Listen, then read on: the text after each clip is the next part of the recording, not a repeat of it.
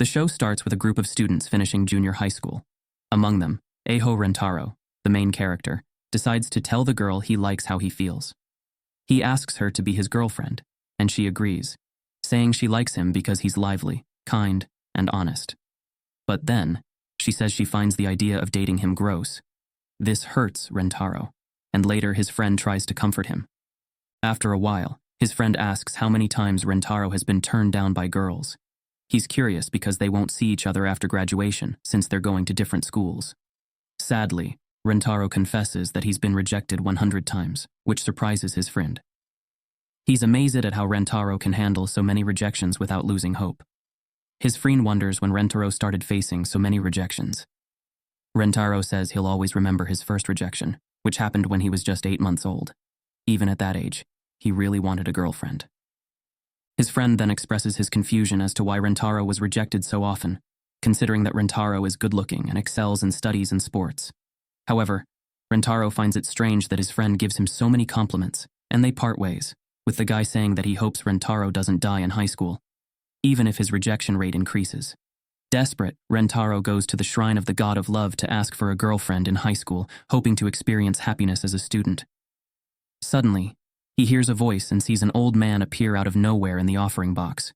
He thinks it is a thief, but the old man explains that he is the god of this shrine. The god begins to explain that Rentaro can relax because he is destined to meet his girl in high school. He tells Rentaro about soulmates who are destined to each other from birth, forming an ideal romantic pair. When they meet, they feel a shock through their bodies, an uncontrollable sensation called love at first sight. However, the god warns Rentaro to be careful, as only women feel it immediately, while men develop it over time. The god goes on to explain that soulmates are destined to meet at a certain point in their lives. Rentaro questions why some people remain single forever, and the god explains that not everyone has a predestined pair, only those fortunate enough. But then he reveals that Rentaro is exceptionally lucky, as during high school he will encounter 100 girls predestined to him. For someone who was completely rejected, Rentaro now has plenty of options, finding it hard to believe. He even asks if he could burn down the shrine if to lie. A month later, Rentaro enrolls in a school called Ohana no Mitsu. After the admission ceremony, he goes to his class when suddenly he bumps into 2 girls at the same time, Inda Karain and Hanazono Hakari. As they lock eyes, both girls feel a wave coursing through their bodies, experiencing the love at first sight the god spoke of. Rentaro realizes what just happened, and the 3 of them stare at each other, not knowing what to do. After a while, Rentaro decides to act normal and offers help for them to get up. However, Hakari quickly pretends to have twisted her ankle and asks for his assistance to go to the infirmary. This makes Rentaro burst into tears, feeling like a horrible human being for hurting his soulmate as soon as he found her. However, Karain understands her friend was plotting and desperately tries to act before Hakari steals the boy's attention, so she quickly pretends to have twisted her ankle too, despite trying to act tough. This leaves Rentaro even more distraught, feeling like a walking threat that hurts everyone he encounters. He punches himself multiple times, making the 2 girls concerned. But they immediately remember to keep pretending their ankles are hurt. And so Rentaro helps the girls to the infirmary, struggling to support both of them. They take advantage of the situation, pretending to be unsteady to get closer to him. This drives Rentaro crazy, and he feels like the luckiest person in the universe. On the way to the infirmary, they finally introduce themselves and discover that all 3 are in the same class. By chance, 2 girls pass by and talk about a famous love charm in the school. The charm suggests that confessing your love to the person you like by giving them a pink 4-leaf clover from the schoolyard will guarantee a relationship. Hakari and Karain overhear the conversation and immediately run off in search of the 4-leaf clover, completely forgetting about their supposedly injured feet. Later, 4 hours after the end of the day's classes, Rentaro is finally free to leave, having spent those hours helping a teacher find his contact lenses. He thinks that since it took so long, the girls must have gone home by now. However, as he passes a window, he is startled to see the 2 of them working hard to find a 4-leaf clover. He is impressed that they spent 4 hours looking for a clover, which doesn't make much sense to him since he spent that time looking for something too. But when he sees their effort to give him a clover, Rentaro decides that he can't just stand there, so shortly after he appears in the field and Karain quickly tries to pretend she's not looking for the 4-leaf clover, Rentaro asks where Hakari is, and she looks around and realizes she's alone, assuming her friend must have gone to the bathroom. Then Rentaro offers her a drink, which she accepts, struggling to convey her gratitude. But as much as Karen tries to act tough and pretend that she doesn't care, it's clear that she's in love, which makes both of them nervous and she quickly leaves. As soon as she leaves, Hikari appears and Rentaro offers her a drink as well.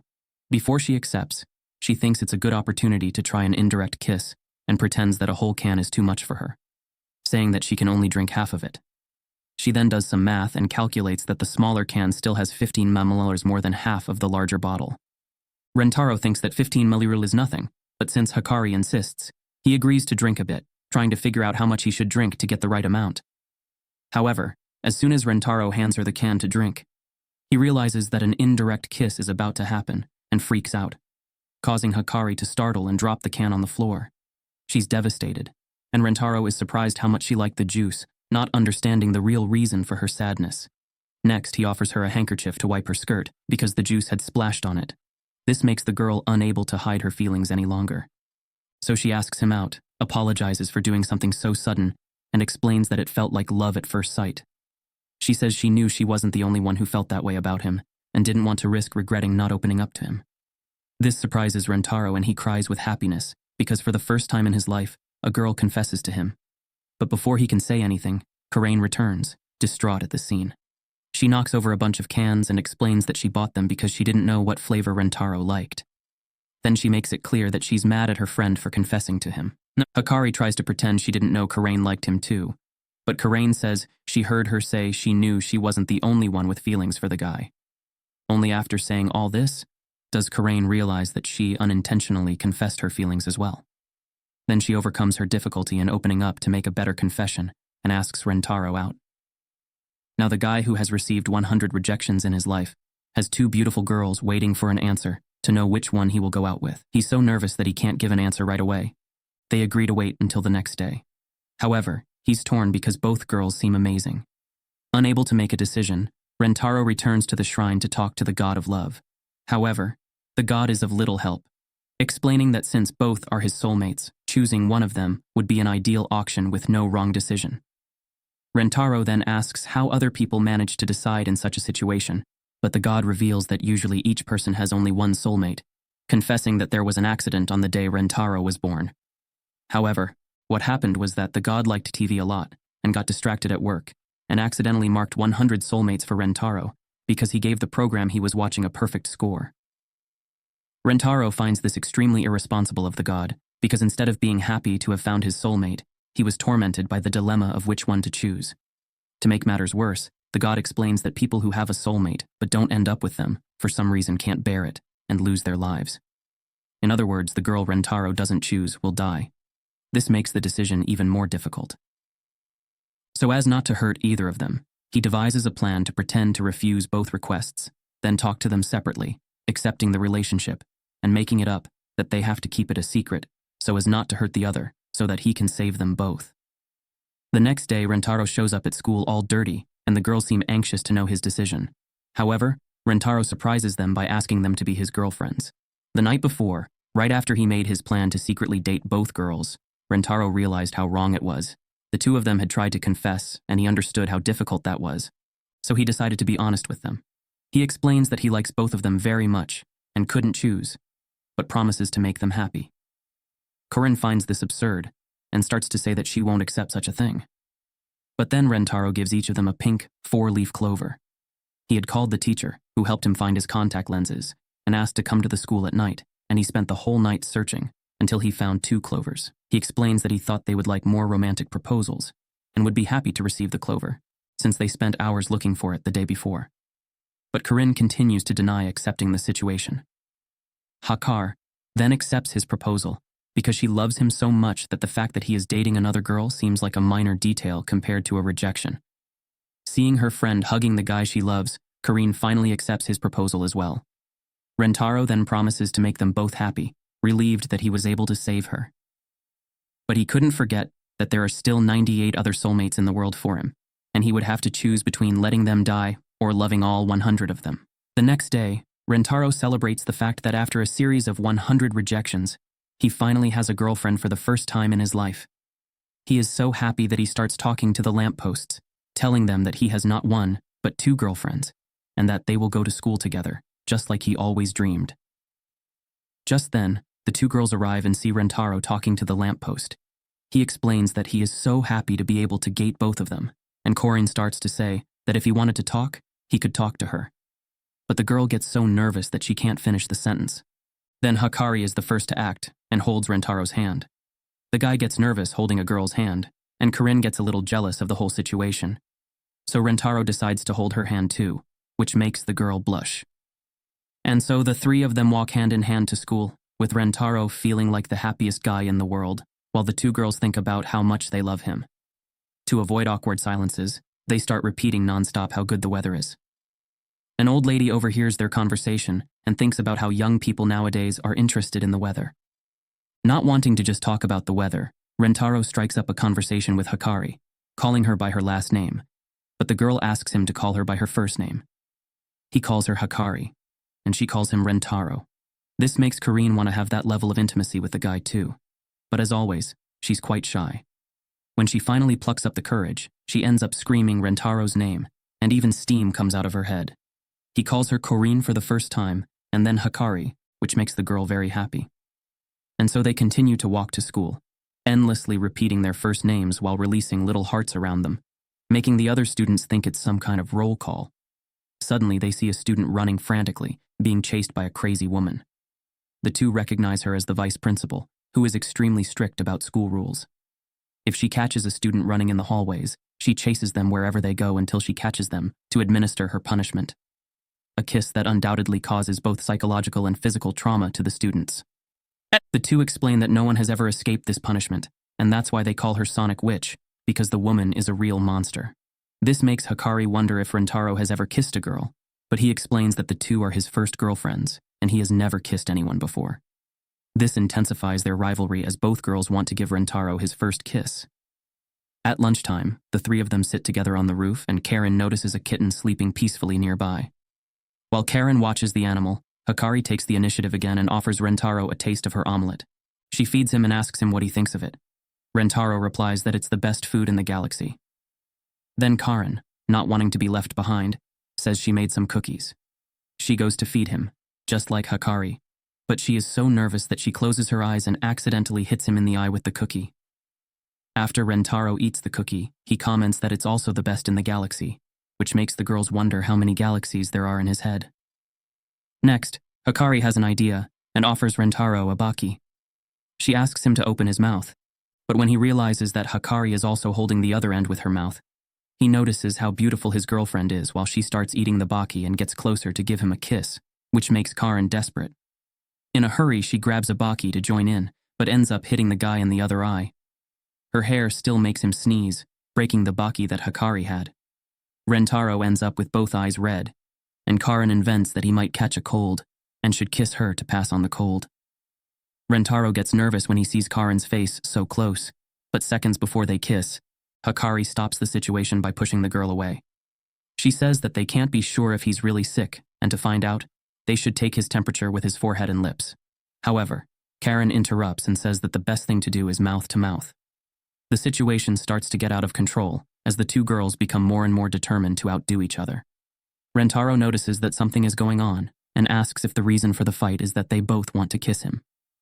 Rentaro says they could have just asked, since he wanted the same thing. However, the two girls ask which one of them will be the first to kiss him. Karen questions Hikari for trying to kiss Rentaro before they even made a decision, but the girl responds that she did the same.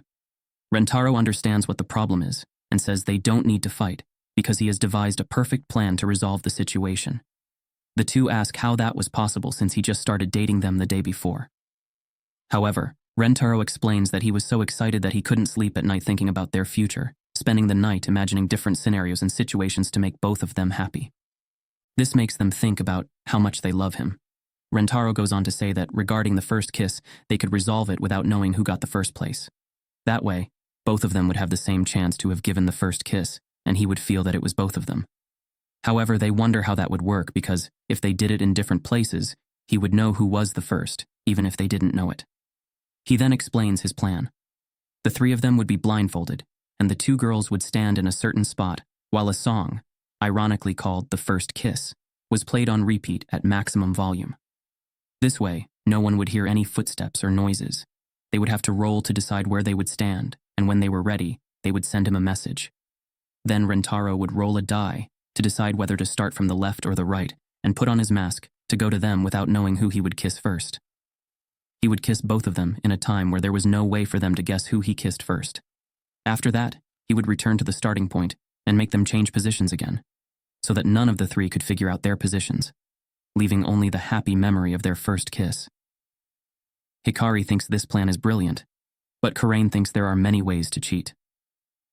Rentaro says he has a solution to fix this, but his idea is for the three of them to swear with their pinkies not to cheat. Although it is a childish idea, with no guarantee that they will keep their promise to Rentaro, it was impossible for anyone to break a pinky swear. He acts so innocent that the two decide to keep the promise again, and so they begin the plan. But at that moment, Rentaro realizes that with everyone blindfolded, there is a great chance that they will bump into each other's heads, resulting in a disastrous first kiss. To avoid such a scenario, he decides to reach out with his hand first to locate himself. However, despite his intention to touch the shoulder, he ends up grabbing another part of the body, immediately realizing that he went to Hikari first. When the plan goes wrong, he removes Karain's blindfold and tells them to start over. She has no idea what has happened, but agrees to start over. But just as Rentaro is about to reach the two girls again, the sleeping kitten wakes up and decides to go to Karain. When the kitten touches a place it shouldn't, she thinks it's Rentaro and kicks him. Only after attacking the poor thing, she realizes that it was the kitten that was bothering her. So Rentaro tells Hikari that they have to start over, and the girl is super confused about what happened.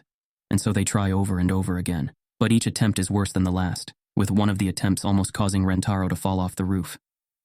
They realize that the plan is much more complicated than it should be, and Karain comments that she already imagined it wouldn't work.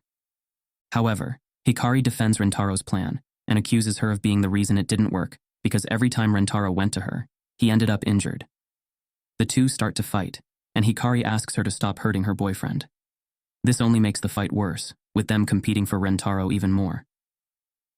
Seeing the two fighting so much for him, Rentaro feels guilty, thinking that all that trouble was because he was an inexperienced boyfriend who had never kissed before. So he runs through the hallways, calling the vice principal. Immediately, the wound appears and starts chasing after Rentaro, determined to give him his punishment.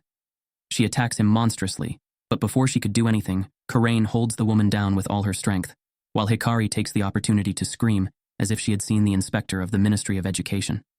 Afraid of losing her job, the vice principal leaves Rentaro alone to find another victim. The two girls ask Rentaro why he did this, and he explains that he wants his two girlfriends to get along, and if the reason for the fight was his first kiss, he would rather throw the kiss in the trash. This makes the two girls say at the same time that instead of wasting his first kiss like that with someone he doesn't even like, they would rather accept him giving the first kiss to the other girlfriend. Even though they are rivals, they both know that they really love him. This makes Rentaro so happy that he hugs both of them, leaving them in love. He then takes them to the rooftop again and explains his initial plan to solve that problem, which was much simpler than what they tried. The three could give a kiss at the same time, but Rentaro had discarded that idea because it would make the two girls kiss each other.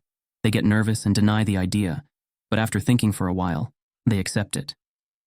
The three hold hands and kiss at the same time, but Rentaro thinks it looks more like some kind of ET summoning ritual. Whether they summon a space creature or not, the two have successfully shared Rentaro's first kiss. The next day, they go to the school library to look for a recipe book, to learn to cook more things for Rentaro, although Karain doesn't admit that it's for him, unlike Hikari, who was already clear that she wanted to cook different dishes for her beloved. So Karain finds a book called Recipes to Capture Your Boyfriend's Heart. Hikari decides to take a look at it too, since the title is exactly what both of them were looking for. But Karain didn't want to share the content with her, starting a fight with the book. Rentaro says there's no reason for them to fight after all, they had already kissed each other. This makes them extremely embarrassed. He then explains that he was just joking and decides to go look for a book for himself. However, when he finds one that catches his attention, Rentaro meets another girl who is interested in the same book. As soon as they look at each other, they feel an electric shock. And so Rentaro meets his third soulmate. Rentaro is surprised because he didn't expect to meet another soulmate at this moment. The girl gets a little embarrassed and starts to move away, but he tells her that she can take the book first. So the girl points to a page in the book she's holding, and Rentaro understands that she wants him to read the part she's pointing to. It says that the character is the ruler of the land. Realizing that the girl is referring to herself, Rentaro understands that she works in the library. As the girl continues to communicate through books, he thinks that she does so because talking is forbidden in the library. So when the girl asks what he's looking for, Rentaro responds with gestures. The girl doesn't understand and asks why he doesn't open his mouth, but this prompts Rentaro to say that he should be asking her that. Feeling bad, the girl starts pointing to various sentences in the book to apologize and explain that she has difficulty speaking, which is why she'll call someone else to assist him. She begins to leave, but Rentaro follows and apologizes, asking her to help him find a romance book. Rentaro explains that he's looking for a recommendation for a story where characters overcome difficulties to live happily ever after. The girl listens attentively and is happy to help. She immediately starts looking for books like the ones Rentaro was looking for. He's amazed to see how eager she is to help, but is also astonished by the piles of books she ended up separating for him. Realizing what she has done, the girl immediately points to her book, apologizes, and tells him to choose the one he likes. But to her surprise, Rentaro says he'll take them all since they were her recommendations. But then, Rentaro discovers that it will take a week to get his library card, so he can't borrow any books for now. Seeing how much Rentaro wants to take a romance book, the girl offers to lend him the book she was using to communicate, since it's not part of the library. Finally, Rentaro asks her name, and the girl introduces herself by showing her library card. This tells Rentaro that her name is Yoshimoto Shizuka, and that they are in the same class. He apologizes for not recognizing her, explains that he hasn't memorized all the faces in the class, and then introduces himself. Later, Rentaro returns to the table where his two girlfriends, Karane and Hakari, are still searching for the recipe book that would please him, making Rentaro feel blessed to have them in his life. At night at home, Rentaro reads Shizuka's book. In it, a princess falls in love with one of her knights, and he vows to protect her no matter the cost. However, being a princess, her destiny is already decided, and she has to marry a royal ally, making their romance a forbidden love. But even knowing all of this, the knight questions if there's a way for them to defy destiny. The book ends and Rentaro is moved, rooting for the couple's happiness, and eager to know how the story will continue, since it's only the first volume. But the knight's last question makes Rentaro remember that the fate of soulmates is to be together or have their lives ruined. The next day, Shizuka brings the second volume of her book to class. She is distracted and looks at it when suddenly Rentaro appears, excitedly saying that he loved the book and read it all in one night. Shizuka gets nervous to see him again, and Rentaro notices that she has the continuation of the book. Embarrassed, Shizuka offers Rentaro the second volume, and he thanks her and expresses his excitement to see the continuation of the story. Next, Rentaro thinks that he has to repay Shizuka somehow. He leaves the classroom, leaving his two girlfriends still arguing and competing over the recipes they found. Rentaro buys Shizuka a drink to thank her for lending him the books. While they are drinking, he asks Shizuka if she reads a lot, and she nods. Rentaro explains enthusiastically that it makes sense, since she knows such an incredible romance work like the book he's reading. He shares that he has read many romances before, but none were as exciting as this one. Rentaro starts recounting what he thought of the book and his reaction to the end of the first part of the story. Shizuka then takes the book to say that it's also her favorite work. She mentions having had the book for a long time and having read it multiple times. Rentaro finds it amazing because she uses it to communicate, swiftly finding the right page and sentence, showing she knows the book like the back of her hand. Rentaro finds it incredible because he has never read the same book several times like her. However, Shizuka says that it has become natural for her since she doesn't have a single friend to talk to because of the way she is, and this book is the only world that brings her comfort. Then Shizuka thanks Rentaro for not shunning her because of who she is. Rentaro replies that he would never do that. Rentaro looks at Shizuka for a while, and then asks to borrow the first volume of the book again, promising to return it as soon as possible. Without fully understanding his reasons, she lends him the book again. Later, at his job, Shizuka organizes books from the library and notices that she's quite cheerful and asks her if something happened. The girl blushes and denies it, saying that everything is normal and nothing happened. Shizuka continues her work, and when she reaches the shelf where she met Rentaro, she remembers the encounter and tries to grab the book that made them meet, but she's too small to grab it. The next day, Shizuka brings another volume of the book she lent to Rentaro to class, but she can't find him, and the same thing happens the next day. 3 days later, after not meeting Rentaro, she finally sees him talking to Karane and Akari. The two notice that he has been very sleepy lately, and Rentaro says that he has been staying up late. This worries the two girls, but when he asks if something is wrong, they deny it. Akari, who is quite tired, gives him a kiss on the cheek. She says she wanted to share her joy with him, and Rentaro is happy and returns the kiss, making Korane jealous. Korane says she also has a lot of joy to share and starts to approach Rentaro to give him a kiss. However, as always, she gets so nervous that she ends up hurting him by giving him a hard headbutt. Shizuka hears everything from afar and feels sad when she realizes that Rentaro already has a girlfriend. Forever, she felt like the character in her book, as if her fate was being followed, just like the princess.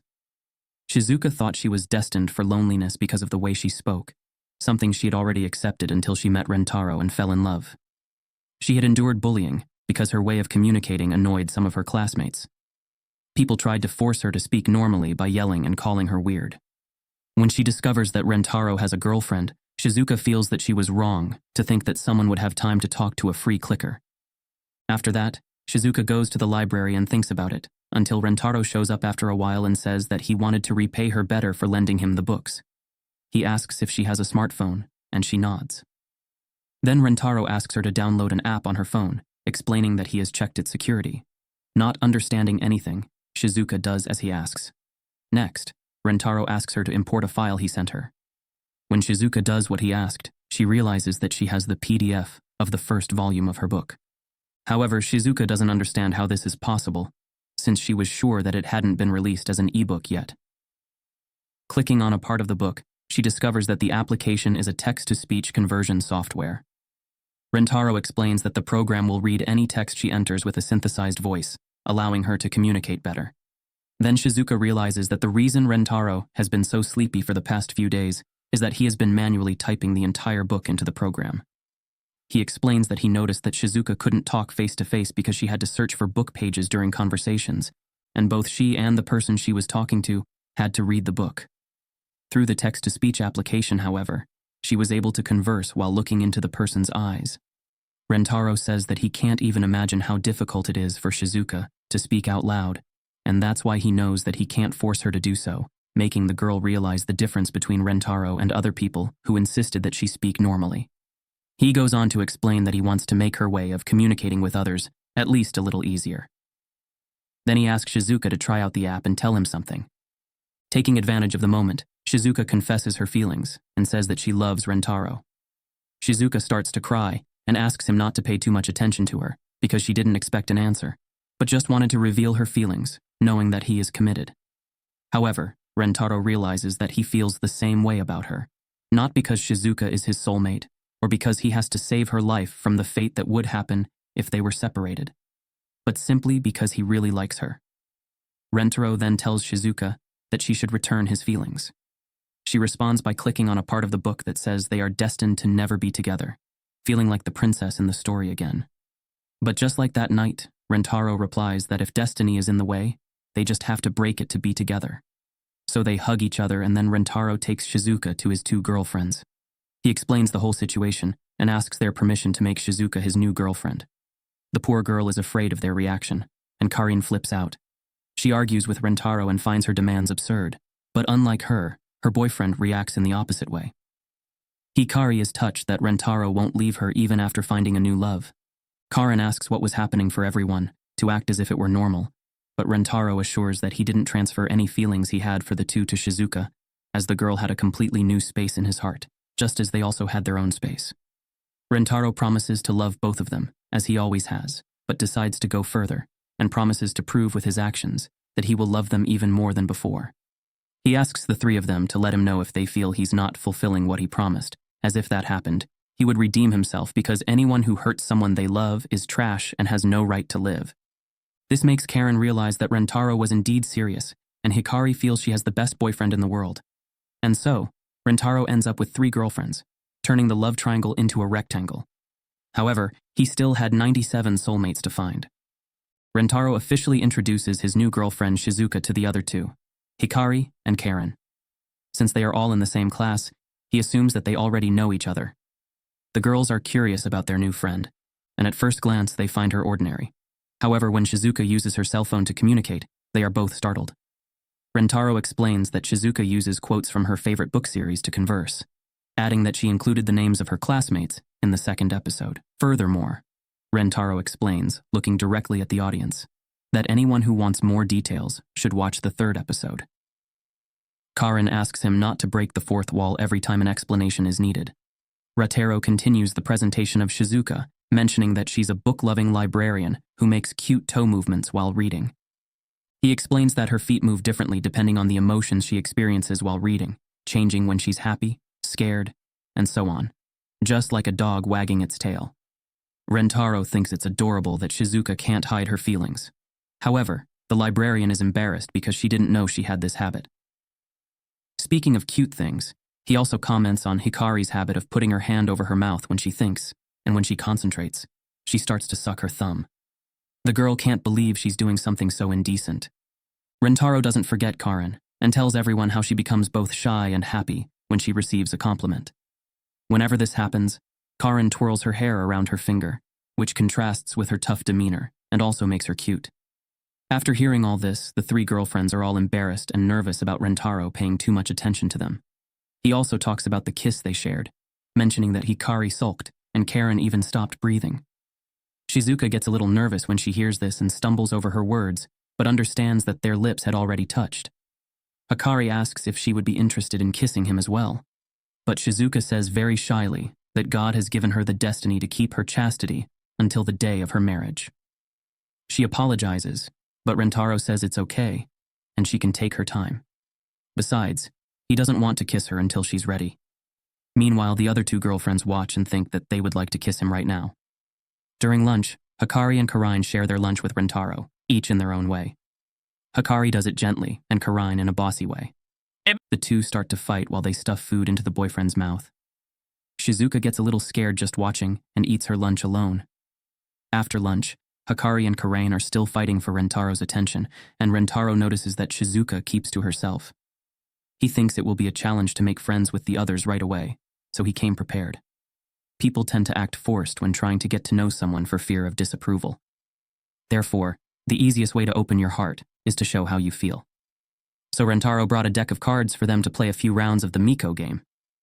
He says it wouldn't be fun just to play, so when he suggests a penalty, the winner gets to tickle the loser. He nags at Operation Let's Tickle and Laugh to become friends. Within a year, the friends are determined to win, because they really want Rentaro to tickle them. So the game starts. Rentaro wins the first round, and Karine is the loser. She pretends to be sad about losing, but can't hide the smile on her face. Rentaro starts to tickle her, but Karine holds back her laughter and says she didn't feel anything.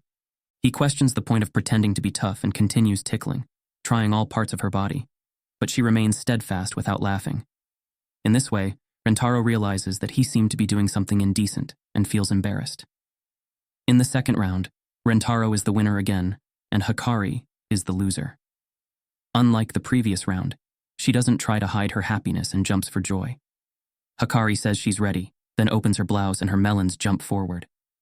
Karine gets angry and covers them again, asking who told her to undress and explaining that it is forbidden to undress. Rentaro starts to tickle Hikari, and she laughs heartily, feeling his hands and fingers all over her body. Suddenly she feels something and pushes Rentaro away so that he stops immediately. She says she's weak and couldn't handle it, but in reality she was bursting with happiness. In the third round, Rentaro is the winner, no surprises, and this time Shizuka is the loser. He feels that the universe wants him to tickle them all, and he is looking forward to Shizuka's turn because he wants to hear her laugh. He starts tickling her, but she laughs through the phone. He is surprised to discover that she is laughing through the phone as well, and she replies that it may be sad, but it is her way. Nevertheless, Rentaro still finds her adorable while laughing and decides to continue. Shizuka laughs without making a sound, but writhes on her back. Karine says it should be the most pleasant laughter in history for the neighbors. Then Karine and Hikari remember that Rentaro hasn't lost yet. So the next mission should be to tickle him, so the two of them get into a fight to see who will touch the boyfriend's body first. The fourth round ends, and this time Rentaro is the loser, and to the sadness of the other two, Shizuka is the winner. The friend gets into position and calls Shizuka to come over. Hikari and Karine are lying on the ground, dying of jealousy, but can't do anything. Shizuka approaches very shyly and pokes Rentaro with trembling hands. But it tickles him more than he thought, and he can't stop laughing. Hikari doesn't understand because this was the perfect opportunity to touch her boyfriend's body as much as she wanted to. Even if her hand went through some parts, no one would blame her. but Shizuka only pushes. Then she worries that Rentaro might be attracted to Shizuka's shy nature. Hikari always used her cuteness as a calculated move and was often called fake cute. On the other hand, Shizuka was so shy, sincere, and fragile that everyone wanted to protect her. That's why she realizes that Shizuka is a strong rival. Rentaro laughs too much and has to go to the bathroom. When he comes out, the three of them are alone. Karain faces Shizuka and asks her what she wants if she acted like that to make her jealous. Shizuka says that's not true, but Karain argues that she was the only one who didn't try to get close to Rentaro. She was poking him when she knew she wanted to touch his body. Karain asks why the girl held back so much. Hikari says that maybe she was afraid because Karain was screaming all the time. But then Shizuka says that the two were already Rentaro's girlfriends before her, so she who came later shouldn't interfere. Karain insists that she was already an official girlfriend just like them, so she didn't have to hesitate. She gets irritated when she sees that she is withdrawing without saying what she really wants. Hikari provokes Karain by saying it's funny, coming from someone who also hides her feelings. So Shizuka decides to be honest and tell the truth. Deep down, she could hardly bear the fear of the other two. Hikari is elegant and graceful, with a lot of femininity and a very nice body. Karain is a beautiful girl with a face of desirable features and a self-confidence that goes with everything. The other two girls melt together after hearing something so sweet. Shizuka says she's ordinary and boring, has a child's body, and a sad and reserved personality. Walking next to her, the difference would be glaring. Karain admits that Shizuka is quite pretty, has a small and quiet manner, which she finds cute and very feminine. Feeling bad, she apologizes for being irritated. Hikari says that Shizuka has nothing to worry about because Karain is always angry. Besides, Rentaro loves her more than she can imagine, and he knows that he has to find positive things in her. Then Karain insists that she shouldn't be suppressed because of them, and if she has something to say or wants Rentaro to do something, she shouldn't hesitate. They also ask her to use their first names because she doesn't have to call them by their middle names. After all, they are all his girlfriends. Meanwhile, Rentaro is watching through the door window. He is surprised because he didn't think that everything would go so well. While Shizuka was tickling him, he noticed that Karain was staring at the girl, and that would lead to trouble, so he had to do something quickly. Rentaro believes that if they all end up hiding their feelings every time he gets worried, scared, or afraid, the distance between them won't decrease. Therefore, he had to take the first step.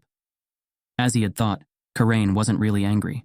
She only wanted the best for Shizuka, and Hikari intervened so that the anger wouldn't be directed at the new girl. Seeing this, Shizuka gathered the courage to tell the truth. In the end, he is moved and cries to see the girls' unity. Rentaro comes back from his bathroom break, and Karain says they have to go back to the punishment of the game because those pokes don't count as tickles. So Shizuka is tickled for real this time, and Hikari is thrilled and encourages the girl.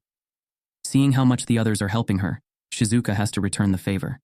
So she plucks up courage and says she wants to kiss Rentaro. Everyone is surprised, and the girl reveals that what she said earlier about God assigning her the destiny to remain chaste until marriage was a lie. Deep down, she would really like a kiss from her boyfriend. Rentaro is flattered and very happy. The girl then sulks, waiting for a kiss, but Rentaro just strokes her hair. He apologizes, saying it was automatic because she was too cute. She grabs his hand and brings it to her face. Finally, Rentaro kisses her tenderly, and Shizuka immediately turns red with embarrassment, with stars flashing above her head. The girl freezes, and Rentaro starts poking her to see if everything is okay. Hikari tells Karain that now that she got Shizuka to be so honest about her feelings, it was time for her to be honest as well.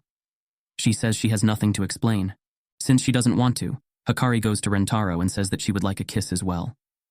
She asks if it's still enough and if she hasn't lost her attraction for Shizuka.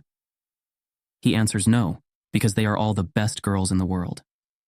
So Rentaro puts his arms around Hikari's shoulders and kisses her. He calls Karain, but she still keeps her tough attitude and doesn't admit her feelings. In fact, she says that if he wants to kiss her so much, she can do it for him, even without much interest. Not being able to hide it, she immediately gets into the kissing position. Rentaro then hugs Karain and calls her cute. She gets embarrassed and gets even cuter. She gets nervous and calls him an idiot while punching his chest. Still, Rentaro says he wants to kiss her, and the girl finally admits that she wants to too. After that, they kiss. The three girlfriends are completely hypnotized by love, and Rentaro thinks they are great girlfriends and is very grateful for all of them. Thinking about how he can be so happy, They say that this is his line and all four laugh together. A few days later, Shizuka, Hikari, and Karayan went to check the grades that the school had made available to all students, while Rentaro went to the classroom to retrieve his cell phone that he had left behind, a device that was important to him because it contained memories of his girlfriends. Upon reaching the classroom, Rentaro found his cell phone, but noticed that a classmate was still studying. He approached the girl and asked her why she wasn't with the others to see the test results. The girl named Aya Nana replied that going there would be a waste of time since she already knew that her score would be the highest.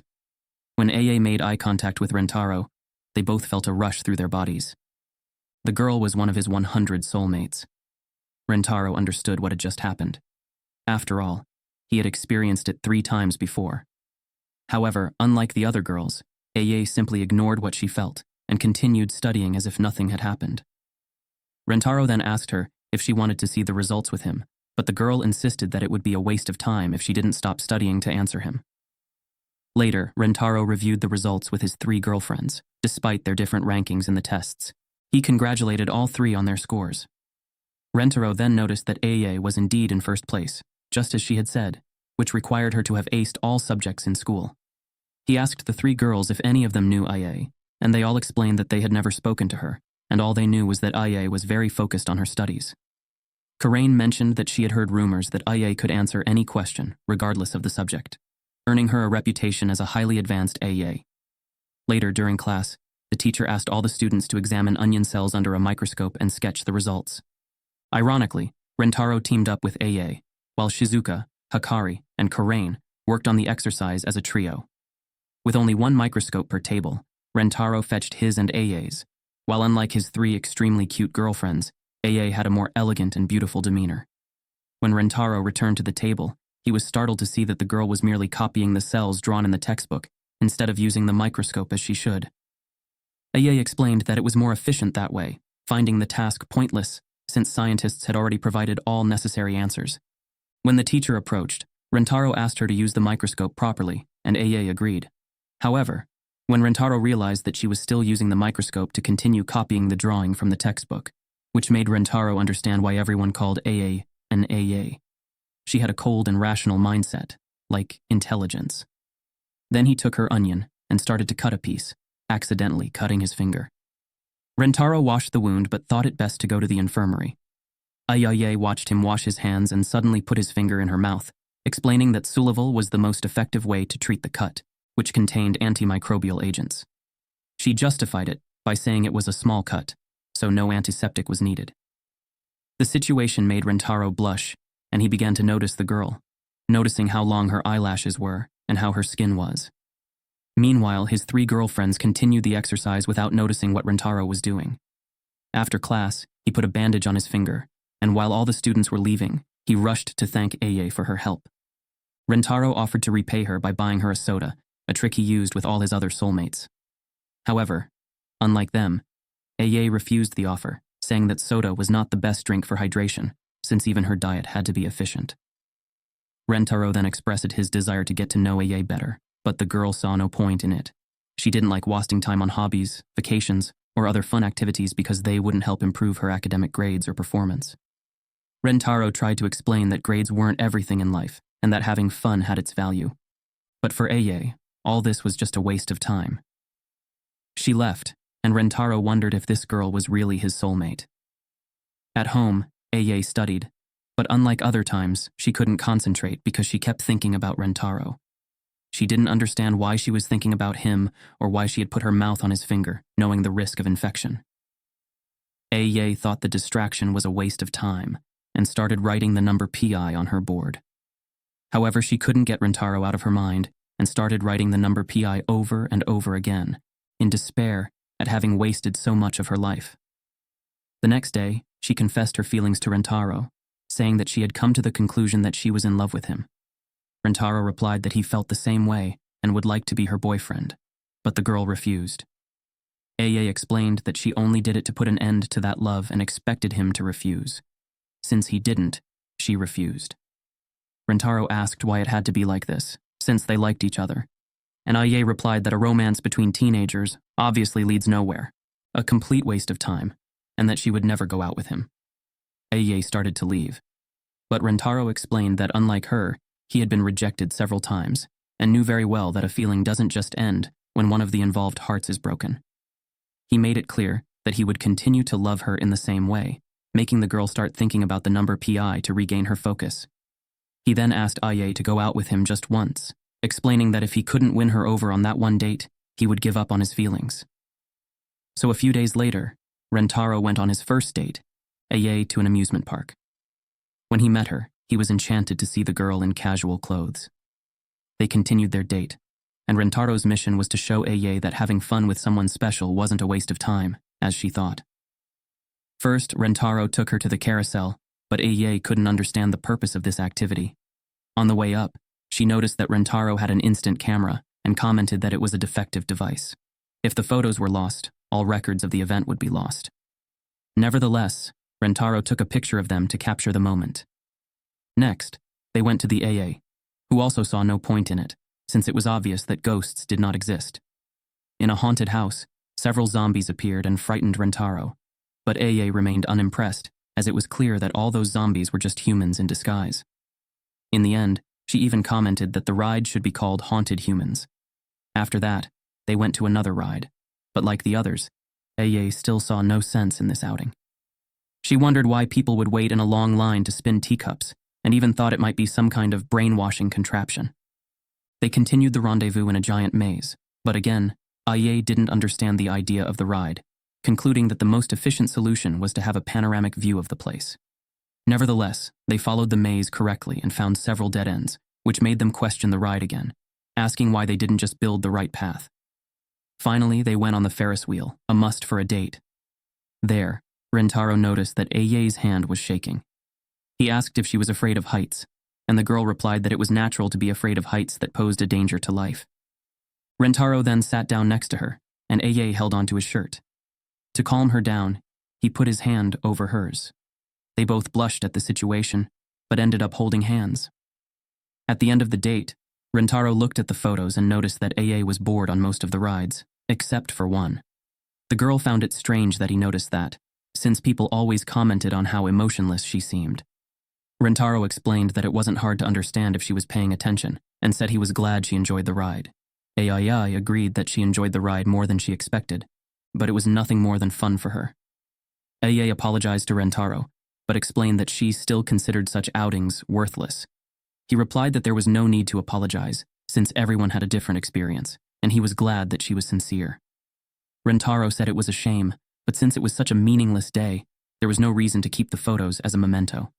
He took out his lighter and slowly began to approach the photos. Aye remembered the date and realized that if she lost the photos, she would lose all records of the event. As soon as they started to burn, Aye quickly took the photos out of Rentaro's hand. He explained that you can't lose what you don't have. But at that moment, Aye seemed afraid of losing something, proving that she had gained something she didn't have before the ride. Rentaro showed her that there is value in moments of fun, and enjoying those good moments is what gives meaning to our lives. Then I started to cry, and Rentaro lent her a handkerchief. After a while, she calmed down and said she would disinfect the handkerchief before returning it. At that moment, Rentaro asked if she would lick him, but she quickly replied that she would wash him. Realizing that Rentaro was right about going out, she accepted the feelings she had for him and asked him to be her boyfriend, explaining that she wanted to gain what she was missing through romance by acquiring good moments with him. Rentaro accepted the proposal, and the girl immediately kissed him, believing in the most efficient way to fulfill her desires without worrying about the means. And so, they ended their date holding hands, officially dating. However, Rentaro still had to explain the whole situation to his other girlfriends, so the next day he told them about the date and asked for permission to go out with Aye. The three accepted everything quite easily, because they weren't even surprised by the situation anymore. Rentaro was touched that they understood and promised to take care of them in the same way. And so Rentaro ended up with 4 girlfriends. However, Aye was the only one who had gone out with him. Because of this, Hikari asked to go out with Rentaro. Karin and Shizuka also said they wanted to go out, and Aye mentioned he wanted to do the same since their outing was before they officially started dating. Rentaro agreed to the idea and asked where he would like to go. Hikari, who never missed an opportunity, already had something in mind and suggested the 5 go to a club to have their date on a pool day. And so, With the next outing scheduled for everyone to go together, Karen goes to a bikini store to pick out a more appropriate swimsuit for the occasion, as she has only been to the pool with friends. However, Karen has a hard time choosing a swimsuit that suits her, as she thought she didn't look good in cute bikinis. After searching for a while, Karen finds a white one that catches her eye, but she still doesn't feel comfortable wearing it, even though she thinks that maybe she might get a compliment from Rentaro. On the day of the trip to the club, Rentaro waits for the girls to put on their swimsuits, and after a while, Shizuka, Hikari, and Eiei arrive. Seeing them in bikinis, Rentaro thinks he can relax, but Shizuka feels embarrassed for wearing a one-piece swimsuit.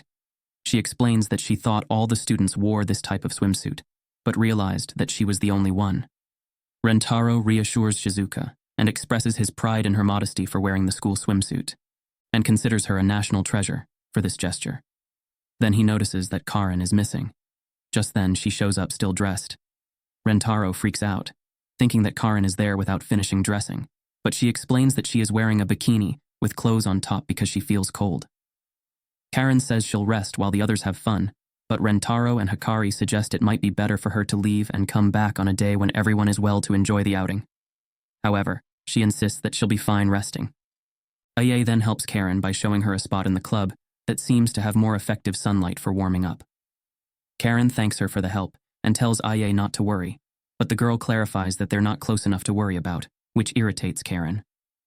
Shizuka offers to rest with her for company, but Karen thanks her and says she'll be fine on her own. Rentaro then goes to enjoy the pool with his other 3 girlfriends. However, the current is too strong, and Shizuka loses control of her float. This makes Eiei think that it's a perfect place for survival training to prepare for unforeseen scenarios, so she decides to swim against the current. Meanwhile, Hikari does what she always does to get closer to her boyfriend. She uses the current as an excuse to cling to Rentaro, making him uncomfortable. Eiei decides to do the same, and show her feminine side more efficiently and directly. This situation affects Rentaro so much that he faints in the pool. Eiei notices his weak pulse and lack of breath. The 2 girls pull Rentaro out of the water and decide to save him with mouth-to-mouth resuscitation. Hikari tries to perform the rescue, but loses concentration. Eiei pushes her aside and decides to save her lover on her own. She thinks she can't let Rentaro go because she still wants to learn a lot from him, but during a mouth-to-mouth resuscitation, Eiei gets distracted as well. Hikari realizes that the situation isn't going well and decides to take the rescue seriously, but loses focus again while kissing Rentaro. Meanwhile, Shizuka gets swept away by the pool without knowing what's happening to Rentaro and the other girls. She tries to fight against the current, but Shizuka keeps getting swept away. She tries to call for help from the people around her, but no one can hear her cries for help over the cell phone audio. To make matters worse, her raft deflates as it passes the edge of the pool. Shizuka gets out of the water just in time for her float to deflate completely. However, she realizes that she's on the other side of the pool, like an island in the middle of the water. She is trapped there alone. Back at Rentaro, he remains unconscious, and Hikari and Eiei decide that it's more efficient to call someone else for the rescue. But since it is mouth-to-mouth, they decide to look for a male lifeguard. The 2 run in search of help, but unfortunately run into 3 shady guys. One of them is interested in Hikari and thinks that feeling the softness of her arm is less criminal than touching other parts of a girl without permission. Seconds before he grabs Hikari, Eiei holds his hand to protect her. The guy thinks Eiei did it because she was interested in him, but she defends herself by hitting him in the eyes, an efficient self-defense move. The guy's friends claim that Eiei has to answer for her violence because being a woman doesn't mean she can do anything, completely ignoring the fact that Eiei did it to protect Hikari. While the 2 girls are being threatened by the 2 guys, Shizuka is stranded on the small island. Karen mysteriously feels cold in the club, and Rentaro seems more and more lifeless. The guys tell Eiei and Hikari to go with them, but Eiei replies that she can go without question if they leave Hikari alone and instructs her to find a male lifeguard to save Rentaro as soon as possible. Hikari asks why Eiei agrees to go with them, since she protected her from one of the guys seconds ago. Eiei explains that if something happened to Hikari, Rentaro would be sad, and she doesn't want that to happen. Hikari argues that this doesn't make sense, because Rentaro would also be sad if something happened to her. For Eiei, however, it makes sense that he would be sadder if something happened to Hikari, since she has only recently started dating Rentaro, unlike Hikari, who has been with him longer. The guys complain that the two are wasting time and ask if they are coming or not. Ayaye starts to say that she will, but Hikari interrupts and says that neither of them will go with them. Ayaye doesn't understand why Hikari is doing this, and Hikari explains that her relationship with Rentaro just started recently, so she doesn't understand yet how much he cares for all of them. The guy decides to force the two to go with him, but at the right moment, their friends appear and stand in front of them, protecting the girls. Everyone is surprised that he arrived at that moment, and to get rid of Rentaro, one of the guys tells him to take the girl who is his girlfriend and leave. Rentaro then explains that both girls are his girlfriends. The boys think that he is saying this to protect the girls, and Rentaro kisses them to prove what he is saying. The plan was to catch Rentaro in a lie, because he couldn't kiss another girl in front of his girlfriend. Rentaro questions it because he shouldn't do something to prove something, but Hikari and Ayaye don't care and kiss him. This makes the boys believe that Rentaro was telling the truth, and they think about how young people today have bizarre relationships. The three then leave him and the girls alone, and Hikari asks Rentaro when he woke up and how he found them. At that moment, Karen arrives running and comments on how fast Rentaro is. A few minutes before, she was sitting in the chair, watching the other girls enjoying the pool without being ashamed of their bodies, when she saw Hikari and Ayaye on the other side, with the guy screaming because she hit him in the eyes. Confused about where Rentaro was, Karen goes to the pool with the current and finds the guy, now completely gray, lying on the ground. Worried about him, she mentions that Hikari and Ayaye were in trouble. Immediately, Rentaro regains consciousness, startling Karen. He asks where the two girls are and runs in the direction she points. After explaining how she found them, Ayaye thinks about how Karen efficiently woke him up, and Rentaro thanks her for protecting Hikari, but asks Ayaye not to risk herself so much to show how much he cares for her. This makes the girl remember what Hikari had said about not yet understanding how much Rentaro cares for all of them. Later, Karen asks where Shizuka is, and Hikari says she hasn't seen her since they left the pool. Rentaro remembers that she had a float and couldn't swim, and panics at the thought of what could have happened if the float had burst. He runs after Shizuka, while she is still stranded on the small island, and calls for help on her cell phone. However, no one can hear her because of the noise in the area. To make matters worse, her cell phone dies, and she is unable to call for help. Shizuka starts to cry, but then Rentaro appears and calls for her from the other side of the pool. However, since the place is crowded and he thinks she is still in the water, Rentaro doesn't notice Shizuka on the other side. Without her cell phone, Shizuka realizes that her only choice is to use her own voice. And with great difficulty, she manages to call out to him, albeit very softly. Rentaro, who apparently has excellent hearing, finally sees Shizuka on the other side of the pool. He jumps into the water and carries her to safety. This rescue causes the girl to kiss him, and they both blush with embarrassment. Afterwards, everyone finally gathers, but Rentaro says he wants to rest for a bit and asks the three to continue enjoying the water. He stays with Karen and takes advantage of being alone to say that he knew she wasn't cold, but rather embarrassed to show her bikini, probably comparing her body to Ayaye and Hikari. Karen tries to deny it, but Rentaro points out that someone who is cold does not order a melon soda with ice cream. He explains that while Hikari and Ayaye have more attractive bodies, they are exceptions for their age, as high school girls usually have bodies like Shizuka and Karen. Karen says that she doesn't fit Shizuka's style either, since Shizuka is small and cute, while she is tall and not cute or feminine. Immediately, Rentaro asks Karen to stand up. She does, and he removes her clothes, revealing the white bikini she saw in the store. Karen is incredibly embarrassed, but Rentaro comments that she looks great in that outfit and hugs her. The two get so close with the hug that they can feel each other's heart beating, and he explains that he can only get close to Karen because of who she is. Rentaro says that it's not about someone being better or worse. Everyone has their qualities, and he finds it impossible for Karen to be more attractive than she is. This makes her feel more comfortable and confident to wear her bikini, and they kiss, realizing how much they love each other. Next, they go to the other girls who are having fun in the pool, and immediately Hikari compliments Karen's bikini, making her a little embarrassed. Later, with everyone gathered and ready to have fun, it's finally time for them to enjoy the outing. So Rentaro takes advantage of the club's activities to have a cute moment with each of his girlfriends and other moments for them to enjoy together. A few days later, Rentaro's girlfriends take him out for pancakes. On the way, he passes by the chemistry lab and sees a girl who gives him the shock of meeting a soulmate. The next day, Rentaro returns to the lab hoping to find the girl, but instead finds another girl. She greets Rentaro and introduces herself as Yakuzen Kusari, the president of the school's chemistry club. Then she offers him some tea. Rentaro tries to explain that he only came to the lab to look for someone, but Kusari insists that he drink the tea. Rentaro accepts the tea and observes the girl's inventions while waiting for his soulmate to return to the lab. Kusari enthusiastically presents a human magnet remedy, which is basically a drink that temporarily magnetizes the iron in the blood like a magnet. Kusari forces Rentaro to drink the potion, as the practical effects of the experiment will only be known after testing.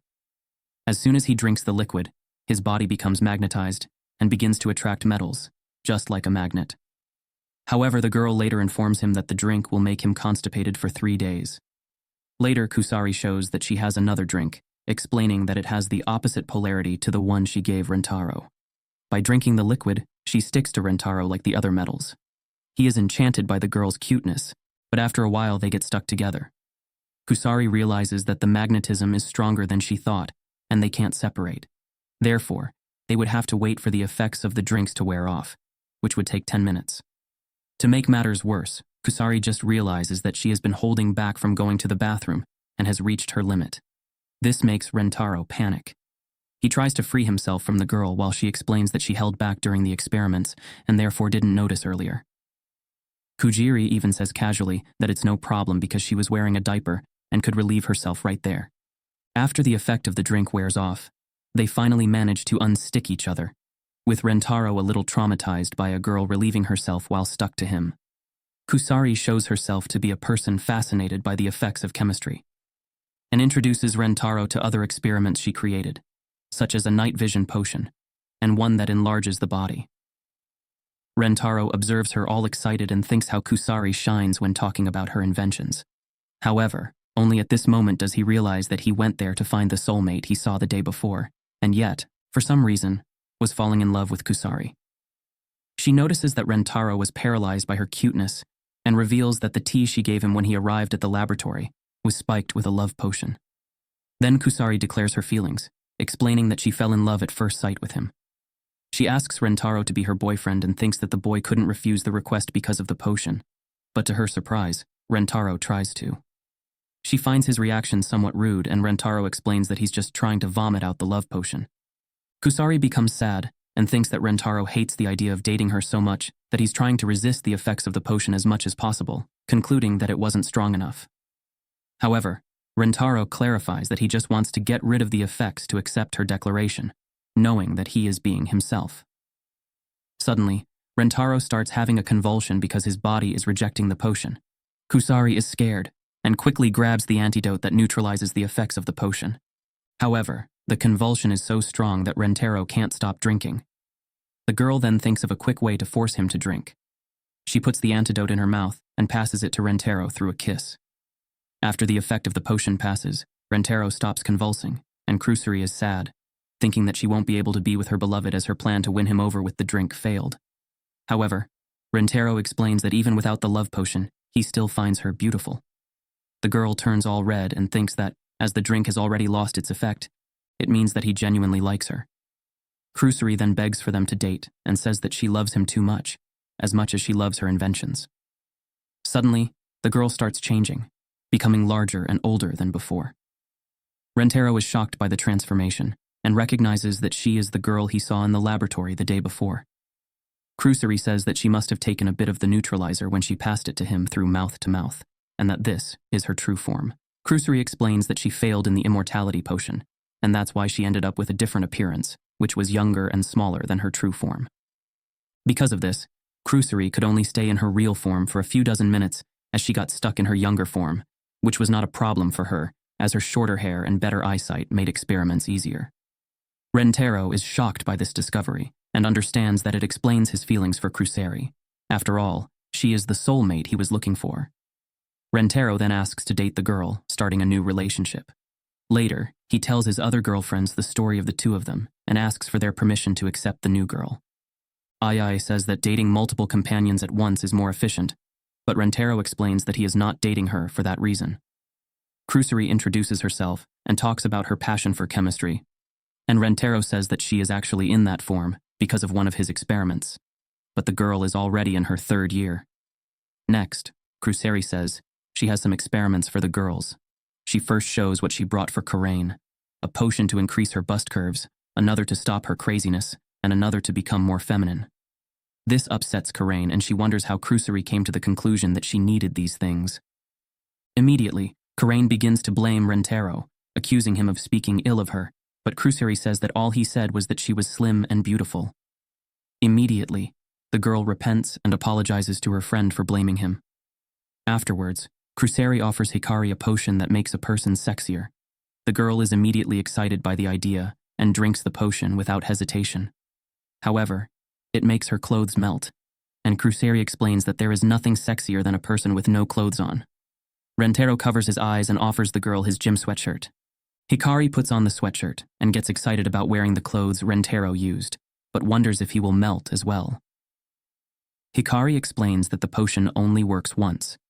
Next, she offers Shizuka a potion that gives the person rabbit ears, making the girl incredibly cute. Rentaro touches her ears and says that it looks like a movie fantasy, but immediately Shizuka turns red from feeling his touch. Rentaro deduces that she must have had the same feeling as a small animal when receiving affection, and takes the opportunity to caress his girlfriend's ears. Finally, Krusari gives Ai a potion that allows the girl to manipulate her hair as she likes efficient things, and this way she could have more arms to move it well. Ai doesn't waste a second. She drinks the potion and tests her new ability by cleaning Rentaro's face, who is enchanted by the smell of her hair. Met, and the girl grabs him to give her lover a kiss. Ai comments that she likes the invention, and Krusari shows that she has several potions, each with a different effect, and each lasting 10 minutes, although they have a side effect that increases the chance of going bald. Rentaro thinks that's too high a price to pay, but Ai disagrees, and asks if he would love her even if she went bald. Rentaro says he would love the girl whether she was bald, fat, or even possessed by aliens, though she says she wouldn't be in the last case. This makes Ai give up taking any more potions. Later, the girls go for a snack, and Karen realizes that the experiments have their uses, and asks what would have happened if she had taken the potion that increases bust curves. Krusari then shows an illustration of the effect. She says that she does different things with her potions, though she focuses more on the one she wants to use to join the research team, as her dream is to get in and do even more incredible experiments. Then the girl feels the urge to go to the bathroom and decides to use the diaper, scaring everyone around her. But Rentaro tells her to go to the bathroom for a change. Krusari then warns everyone to be careful, because the tea she brought for Rentaro is different from the tea for the other girls. She tries to explain that it has to do with the fact that he is a man and the others are women. But she is already so desperate that she leaves without being able to explain the reason properly. They then analyze the bottles and think that the larger one must be for the girls, since it is for 5, since Rentaro would drink his alone. Later, Krusari returns and everyone starts snacking, but Krusari realizes that they have distributed the tea wrong. She starts to freak out and tells the girls to spit out the drink quickly, but everyone thinks it's an overreaction just because the tea tastes wrong. Krusari then reveals that she put a potion in Rentaro's drink to give him an uncontrollable desire to kiss the person he likes. Her goal was to get a real kiss from her boyfriend, unlike when they did mouth-to-mouth to save him from convulsions. Rentaro says he doesn't need a potion to want to kiss his girlfriend, which makes Krusari very happy. She approaches him to give him a kiss, but Karain becomes possessive and throws the girl away. Rentaro realizes that his other girlfriends weren't acting weird, but more like zombies. They all start chasing Rentaro in a scary way, and Krusari realizes that she has caused confusion again with her experiments. Suddenly, Hikari tries to attack Rentaro, and he narrowly escapes. Krusari says that's the side effect of the potion, and Rentaro asks if she wanted him to be like that. But Krusari explains that it only happened because it's not a drink for girls, as men's and women's libidos work differently. She says that the 4 have given in to the desire to kiss, and their brains no longer set limits, giving them supernatural strength. All they can think about is kissing the person they love, becoming true kiss zombies. She explains that if one of them manages to reach Rentaro, he won't be able to escape from their powerful arms and will be condemned to kissing forever. Although this is bad for Rentaro, the situation seems like paradise. However, Krusari shatters his dream by explaining that if the 2 don't manage to neutralize the potion before it circulates through the girl's entire body, they will remain that way forever. Though it varies a bit from person to person, on average they would have about an hour to resolve the situation. But it won't be an easy task, as there are 4 kiss zombie girls after the same guy. With Krusari's help, Rentaro manages to escape from his girlfriends and locks them on the terrace. However, the 2 still needed to make 4 doses of the neutralizer, and Crusory had to get to the school's chemistry lab in time to save the girls. They hurry to the lab, but the zombies catch up with them. Crusory searches for a potion that can stop the four, but can only find an experiment that melts the skin and hurts a lot, which Rentaro immediately rejects because he doesn't want to hurt his girlfriends. They decide to take a detour, but the zombies still follow them. And strangely enough, they help Shizuka move faster so that they can all chase Rentaro together, since she is smaller and slower than the others. Rentaro notices that the girls are running very fast and deduces that it is one of the superhuman abilities gained from the potion. Suddenly, the vice principal appears and prepares to attack Rentaro since he was running down the hallway. In a panic, Crusory throws the skin-melting potion at the vice principal's face. The substance begins to melt the makeup on her face, making her look even more bizarre. However, prevents her skin from melting. Though the potion hasn't harmed the vice principal, she panics that her lack of makeup will allow Rentaro to escape the four zombies. Aya, despite being under the effects of the potion and acting like a zombie, continues to show intelligence and devises a plan for the girls to split up and surround Rentaro at the chemistry lab door. Rentaro understands the plan and, knowing that he is the target, decides to separate from Crusory so that she can easily reach the lab. As planned, Shizuka follows him, clearing the way for Crusory. Also, she is not as fast as the other girls, which makes it easier for Rentaro to escape. He thinks about getting as far away as possible before the other three can surround him, but Shizuka falls and hits her face on the ground. Leaving his friend injured, Rentaro runs back, completely forgetting that he should be running away from her. He quickly picks up Shizuka and goes downstairs to the infirmary to take care of the girl's now red forehead. But when he arrives, he sees that the infirmary staff is on vacation for some research. Nevertheless, Rentaro enters and tends to his girlfriend's forehead, considering the situation an emergency. But as soon as he finishes taking care of Shizuka's forehead, she speaks the word kiss through her phone, being the only word the distancing zombies say. Only then does Rentaro remember that she is still under the potion's effect. Shizuka seizes the moment to grab Rentaro and kiss her beloved. She gives him a long kiss, and whenever it ends, she gives another, just as Crusory had warned, as the potion's effect makes her want to kiss the person she loves eternally. Rentaro tries to resist but gives in to the kiss because he loves Shizuka too. However, as soon as he remembers that she is not in her normal state, he gains strength because he wants his girlfriend back. Quickly, Rentaro hangs Shizuka on a hanger and apologizes for leaving her there, but he knew it was necessary to bring his girlfriend back to normal. And so Shizuka hangs, saying kiss through the phone, unable to get out of this situation. But there were still 3 zombies to escape, and when Rentaro leaves the pharmacy, he meets Hikari and Karain, who are always together.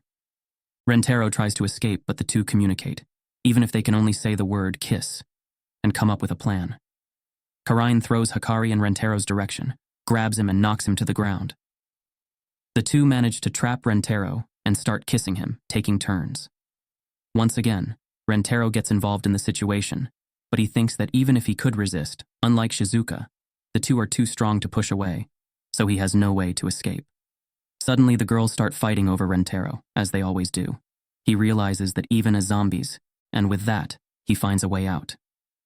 Rentaro uses their fight to bring them closer together and to make them kiss. The plan works, and they start kissing, because the potion makes the girls want to kiss those they love uncontrollably. And despite the constant fighting, Hikari and Karain are good friends and care about each other a lot. But maybe Rentaro has confused their friendship with something else. He analyzes how the potion works on the girls while they continue to kiss non-stop. But he remembers that it's not the right time for that because he has to find Kusari in the chemistry lab. Rentaro hurries and finally manages to reach the lab, but as soon as he enters, he is confronted by Ai. He quickly closes the door and hides in a closet. When Ai leaves the room, she can't find anyone and starts looking for Rentaro everywhere, staying close to the lab. But even though he was trapped, Rentaro was happy to have hidden successfully, knowing that it was only a matter of time before Ai found him in his hiding place. However, Rentaro believes that all is not lost, for since he is separated from Kusari, she may use this opportunity to enter the lab. Unfortunately for him, the girl was right there with him. Rentaro is startled by his girlfriend and asks her what she was doing in the closet. Kusari explains that she tried to enter the chemistry lab, but Ai followed her, so she had to hide there. And since Ai was looking for Kusari everywhere, the girl couldn't get out to enter the lab. Rentaro finds Ai's behavior strange, since the kissing zombies are supposed to follow the person they want to kiss. Kusari deduces that Ai realized they were on the same team, and Rentaro thinks it makes sense since she already showed intelligence when she ordered the girls to split up to surround him. However, at this rate, Ai would eventually find them. Kusari suggests that Rentaro run away to draw Ai's attention and clear the way for her to get to the lab. However, Rentaro explains that he thought about it, but running after hiding seemed too suspicious, making it very obvious that he was fleeing to be caught. Thus, Ai could deduce that he was being used as bait and would end up finding Kusari in the cabinet. Rentaro begins to panic, not knowing what to do to help his friends as time is running out. If they return quickly, it might be too late to reverse the effects of the potion. Kusari begins to cry about the pain she has caused her friend, saying that because of her love of chemistry, she always causes problems for everyone, even losing the members of her club. She says that causing problems for others was bad enough, but to do it to Rentaro, someone she loves so much, makes her want to stop creating experiments forever. In her moment of sadness, Kusari grabs her lab coat and remembers that she always carries a reversal dose in case of an emergency, which is the perfect way out for her. Rentaro is happy and thinks that everything is saved, because even though they needed 4 doses, they only needed 1 at the moment to give to Ai. By saving her, the 2 of them can enter the lab to create the other doses. However, Kusari begins to drink the potion, causing Rentaro to panic. As a result, the flask falls to the ground. Only after some confusion does Kusari realize that she didn't think she could give Ai that dose, as she was only thinking of taking the potion herself to assume her true form, which Ai had not yet seen. The plan was for Kusari to use the appearance that Ai had never seen before, to enter the lab, without worrying about any zombies. However, since she only took a sip from the flask, the effect would pass very quickly, so Kusari had to hurry to enter the lab before she returned to her small size. Then she thinks that a good way out would be to tie Ai up to immobilize her. And so Kusari comes out of the closet, and as they thought, Ai reacts differently because this appearance is strange to her. Kusari tries to surprise the girl and tie her up, but Ai begins to suspect. With little time to reverse the situation, Kusari begins to think that it would be easier to just go to the lab. But her habit of referring to herself in the third person causes Kusari to say her name out loud, revealing her identity to Ai, who takes her down in seconds. Rentaro thinks it's the end, because with the scientist tied up, there would be no one to produce the 4 antidotes. Suddenly, he comes up with a plan and leaves his hiding place to serve as bait to lure Ai. As planned, the girl follows him, and Rentaro tries to go as far as he can to save his friends, whom he loves so much. He runs to the stairs of the school, but Ai follows him. Since the door is locked, she uses her superhuman strength gained from the potion to break the handle, and appears to Rentaro like a scene from a horror movie. He is frightened and tries to escape, but is cornered by the girl. Ai spends some time kissing him, but Kusari appears and throws the antidote into her mouth, causing her to take it all and pass out immediately. Kusari asks if Rentaro planned all of this, and he confirms that he did, although it was more a gamble than a plan, since there was no other option. He lured the Ai away, trying to buy as much time as possible for the antidote that Kusari had taken to work. She had returned to her small size and escaped the ropes that bound her. Fortunately, his gamble paid off and all 4 girls received the antidote, waking up in the infirmary in their normal state. Confused by what they have done, they apologize to Rentaro. Suddenly, Hikari remembers that she kissed Karin. Immediately, the girl pretends not to remember anything that happened. Karin doesn't understand her friend because everyone remembers everything that happened, until she realizes the reason, and also pretends not to remember anything. Rentaro is happy because this has made them even closer in the end, but Kusari still feels guilty for all the confusion she caused. She apologizes for turning the 4 into kissing zombies, but the girls are not upset. Rentaro says that even though it was her experiment that caused the confusion, it was another experiment that saved them, so everything balances out.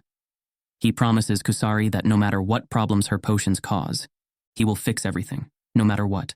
Rentaro also says that Kusari cannot give up her experiments, which she loves so much, because her passion for chemistry is one of the reasons he fell in love with her. The girls think that Rentaru's attitude is that of a perfect boyfriend, and Kusari cries emotionally because she loves chemistry as much as he does. And so she finally gets the kiss she so desperately wanted, the reason for all the kissing zombie confusion. Some time passes, and we find Hikari at her home. Her mother tells her something, but it's not revealed what it is, though it's clear that it was a matter that affected Hikari deeply. The next day, Rentaro goes on another trip with her girlfriends, this time to a park called Love Zone of Flower Park. Aya finds it efficient for discovering different plant species, and Kusari is excited to collect nectar for her experiments. Meanwhile, Shizuka enjoys the scenery, and Karani observes a butterfly that landed on her finger. Rentaru thanks Hikari for suggesting the park as a perfect place for an outing. Soon, it is announced that the park will soon start its monthly bouquet toss event, and those interested should go to the central square. Hikari explains to everyone that the event is a big attraction, where a bouquet is thrown, and whoever catches it will get a special photo session with their partner, the girl wearing a bridal gown decorated with flowers from the park. Rentaru is eager to participate, and everyone is excited about the idea of taking a photo with him dressed as a bride, especially Hikari, who suggested the outing because wearing that wedding dress has been her dream since childhood. They make their way to the central square and notice that many people from the park have also decided to participate in the event. Suddenly, a woman yells to her team that they must catch the bouquet so that she can have the photo session with her lover. Hikari explains to her group that it's the Guerrilla Confederation team, a Japanese motorcycle gang from the early 21st century. Hikari suggests that the girls work together, as 5 working together would have a better chance of winning, and they could later draw lots among themselves to decide who gets the photo session. The gang cheers with team signs. Rentaru notices that they are numerous and all big, so he thinks it's best that Shizuka stays in the cheering section to avoid getting hurt or getting lost in the crowd. Kujiri takes a potion to increase her size for the same reason. Later, Rentaru decides to make a flag for his team using a towel and a pen he happens to have.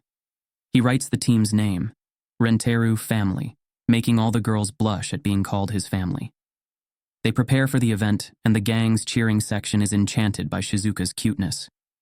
The event is about to begin, and the park reminds everyone that any violence between the participants is forbidden. The announcer mentions that the guest for the day who will throw the bouquet is a former shot putter. However, when she takes the stage, everyone is surprised to see that she is the vice principal of the school, and she explains that her goal is to throw the bouquet so hard that the atmosphere is such that no one can be happy. She throws the bouquet with all her might, and the participants start chasing after it. Rentaru realizes that the bouquet will fly for a long time. Suddenly, the guerrilla gang starts knocking people down. Rentaru is confused because violence is against the rules, but he realizes it's the gang leader fighting her own team. She spins one of the men around and throws him, but he flies right and hacks her in his direction. Luckily, Karain steps in and averts disaster. She decides to join the game and use the gang's crazy rules to their advantage. Karain holds the woman, who is frightened by the girl's gorilla-like strength, while the others continue to chase the bouquet. When it's about to fall, the gang uses cheer flags to create a tornado that blows the bouquet into the sky. Unfortunately, she was on the cheering side of the gang, right in the middle of the hurricane, where the wind is strongest. With her body as light as a feather and the towel creating pressure like a parachute, she ends up in the clouds. Shizuka seizes the opportunity to grab the bouquet, but she lets go of the towel and begins to fall rapidly. The AI calculates the exact point of the fall, and the girls run there to save Shizuka. Rentaru is worried because catching someone falling from such a height could hurt them all.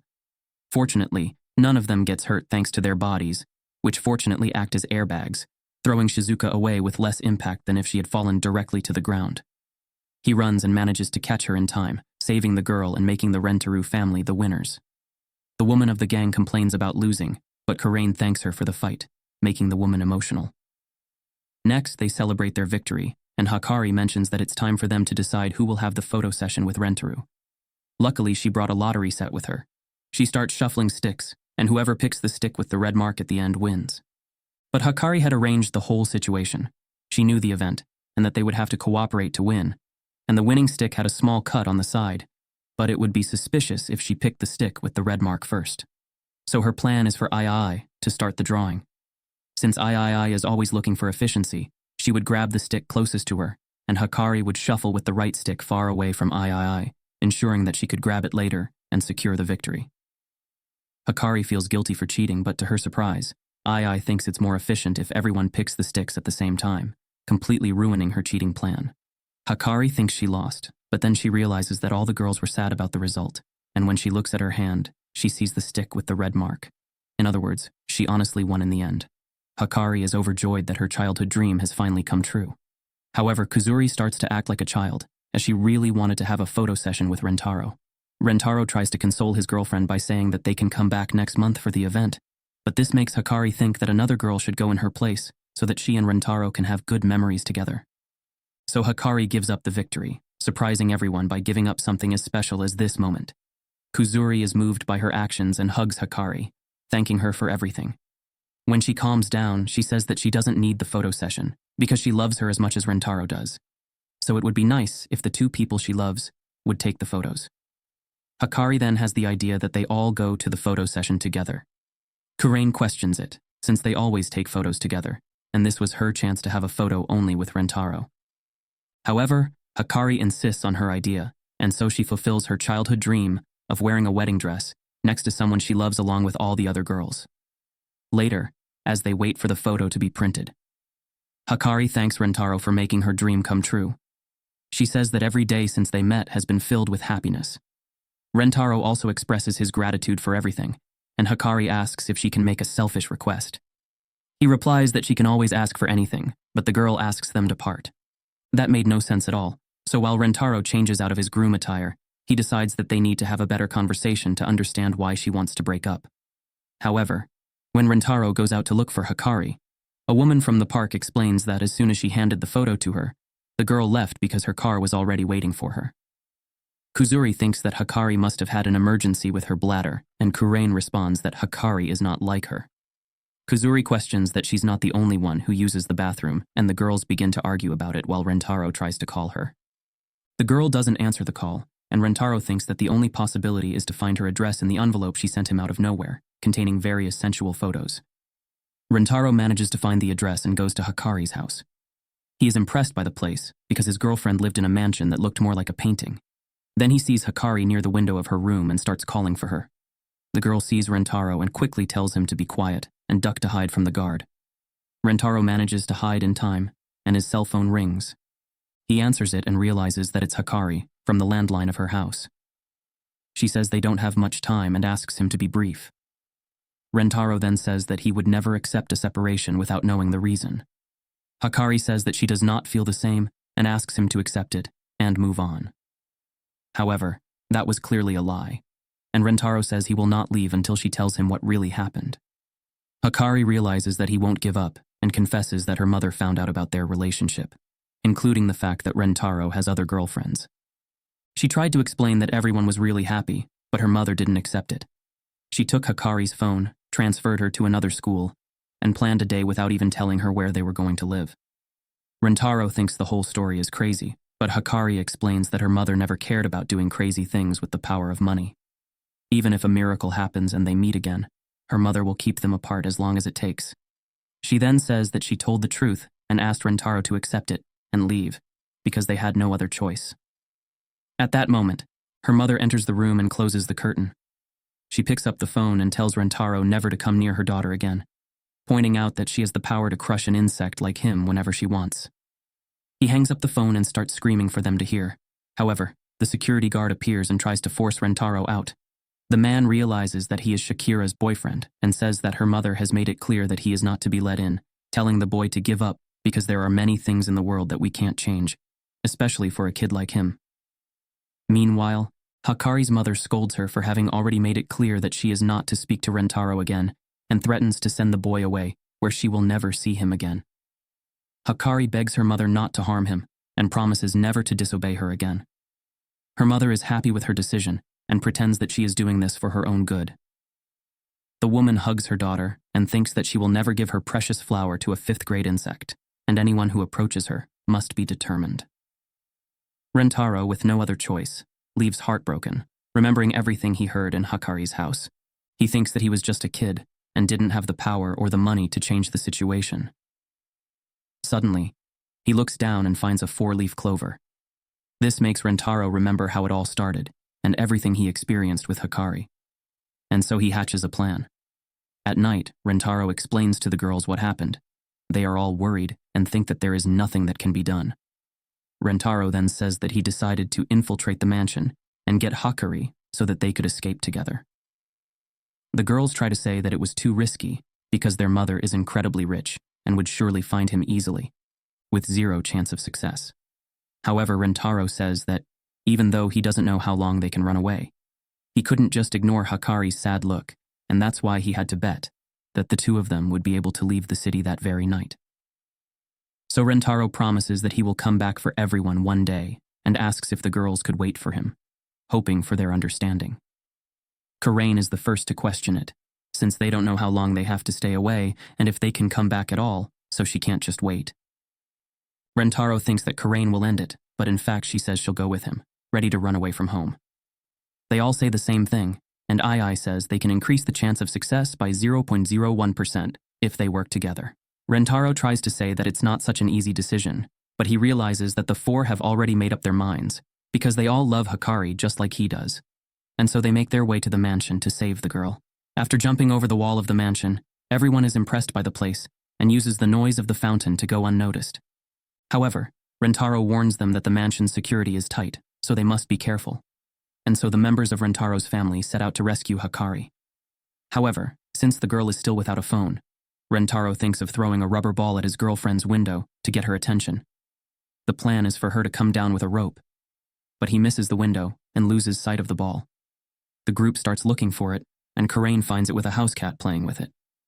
Everyone starts chasing the cat, and Ai suggests kicking it to disable it. However, Rentaro reminds them that doing so would result in an animal cruelty report. Just then, a security guard hears a noise and approaches. Quickly, everyone hides behind a garden tree with a kitten. It escapes and appears in front of the guard, still carrying the ball. The guard thinks the cat made the noise and tries to play with it. With this distraction, the Rentaro family manages to fool the guard, but loses their ball. Since Hikari's room has a high wall and there is no other way to get her attention, their only option is to enter the house. Ai thinks that if they have a cat, the front door must have a pet door. She finds the pet door, which is unlocked, but too small for any of them to pass through. Karain asks Kusari if she has a potion to make her smaller, but she explains that her reduced size was due to a failed immortality potion, and that she doesn't have anything to make them. But Ai finds a way for them to enter. She picks up rocks from the garden, and after some time manages to open the door, leaving everyone impressed. She explains that she determined the location and type of lock based on the shape of the door, and threw the rocks at the correct angle and speed to force the lock open. She then reminds the group that they must move quickly, as the longer the rescue takes, the greater the risk of failure. But before they enter, Rentaro notices that she is hiding her hand. When he grabs it, he notices that one of the girl's nails is broken and bleeding. Rentaro asks the girls to get antiseptic and bandages from his backpack and tends to his friend's wound. She explains that she used her nail to unlock the door for maximum precision and speed. Karain says she didn't have to go that far, but Ai explains that she owes it to Hikari, remembering how the girl protected her from the thugs at the club. However, she realizes that she's not doing it out of obligation, but because she really wants to. And so, the Rentaro family enters the house, only to encounter a dog that Kusari mistakes for a bear due to its size. Everyone runs outside to avoid being attacked, but they notice that Shizuka is left behind, frozen in fear. Rentaro starts yelling to call her, but Ai stops him in time, explaining that raising her voice will only provoke the dog and alert security. Shizuka freezes in fear, thinking that she shouldn't have joined the mission in the first place, as she thinks she is, but she remembers that she only went there to help Hikari. And like Rentaro, she is willing to give everything to save her friend, regardless of whether the plan succeeds or not. Shizuka then lies down on the ground and accepts a heroic sacrifice. The dog approaches her, but instead of attacking, it starts licking the girl's face. Ai mentions that she suspected this would happen because dogs have a natural instinct to protect weak animals like babies, and Shizuka's vulnerability triggered this protective instinct, suppressing its territorial instincts. However, they still need a way to enter the house, because if they enter again, the dog would likely become aggressive again. Ai thinks the most efficient way would be to harm the animal, but Rentaro reminds her that both the cat and the dog belong to Hikari's family. Kusari then decides to use one of her potions, a drug which causes instant sleep and could neutralize the dog. She gives the potion to Shizuka, but forgets to mention that it's for the animal, so Shizuka thinks it's for her. Before they can stop her, Shizuka falls asleep, but luckily the dog falls asleep next to her. After giving Shizuka the reversal potion, they all manage to move forward and reach a huge corridor leading to Hikari's room. The cat appears again and suddenly an alarm sounds. Mentaro thinks they can't escape through the corridor because it's too big. But when the security guards arrive, they find only the kitten, and one of them remarks that the animal often triggers a house's infrared sensors, allowing the group to hide behind the doors and remain unseen. When the guards leave, Aya says that if they go forward without infrared goggles, there's a 99% chance of failure.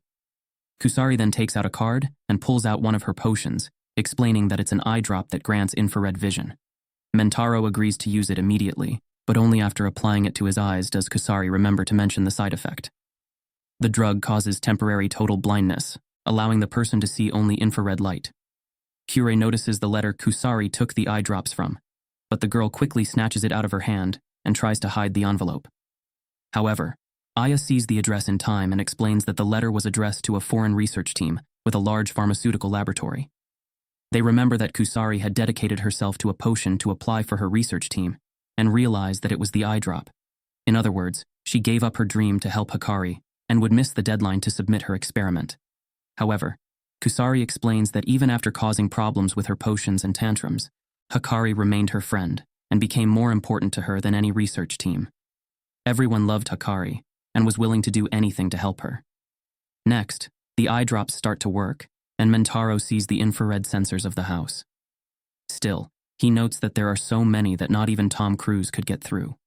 However, even though we can't see anything beyond the sensors, Mentaro notices that the ceiling seemed much higher before he took the medicine, and understands that he actually got the impression that the height had decreased because the infrared sensors couldn't reach the ceiling due to the chandeliers in the corridor.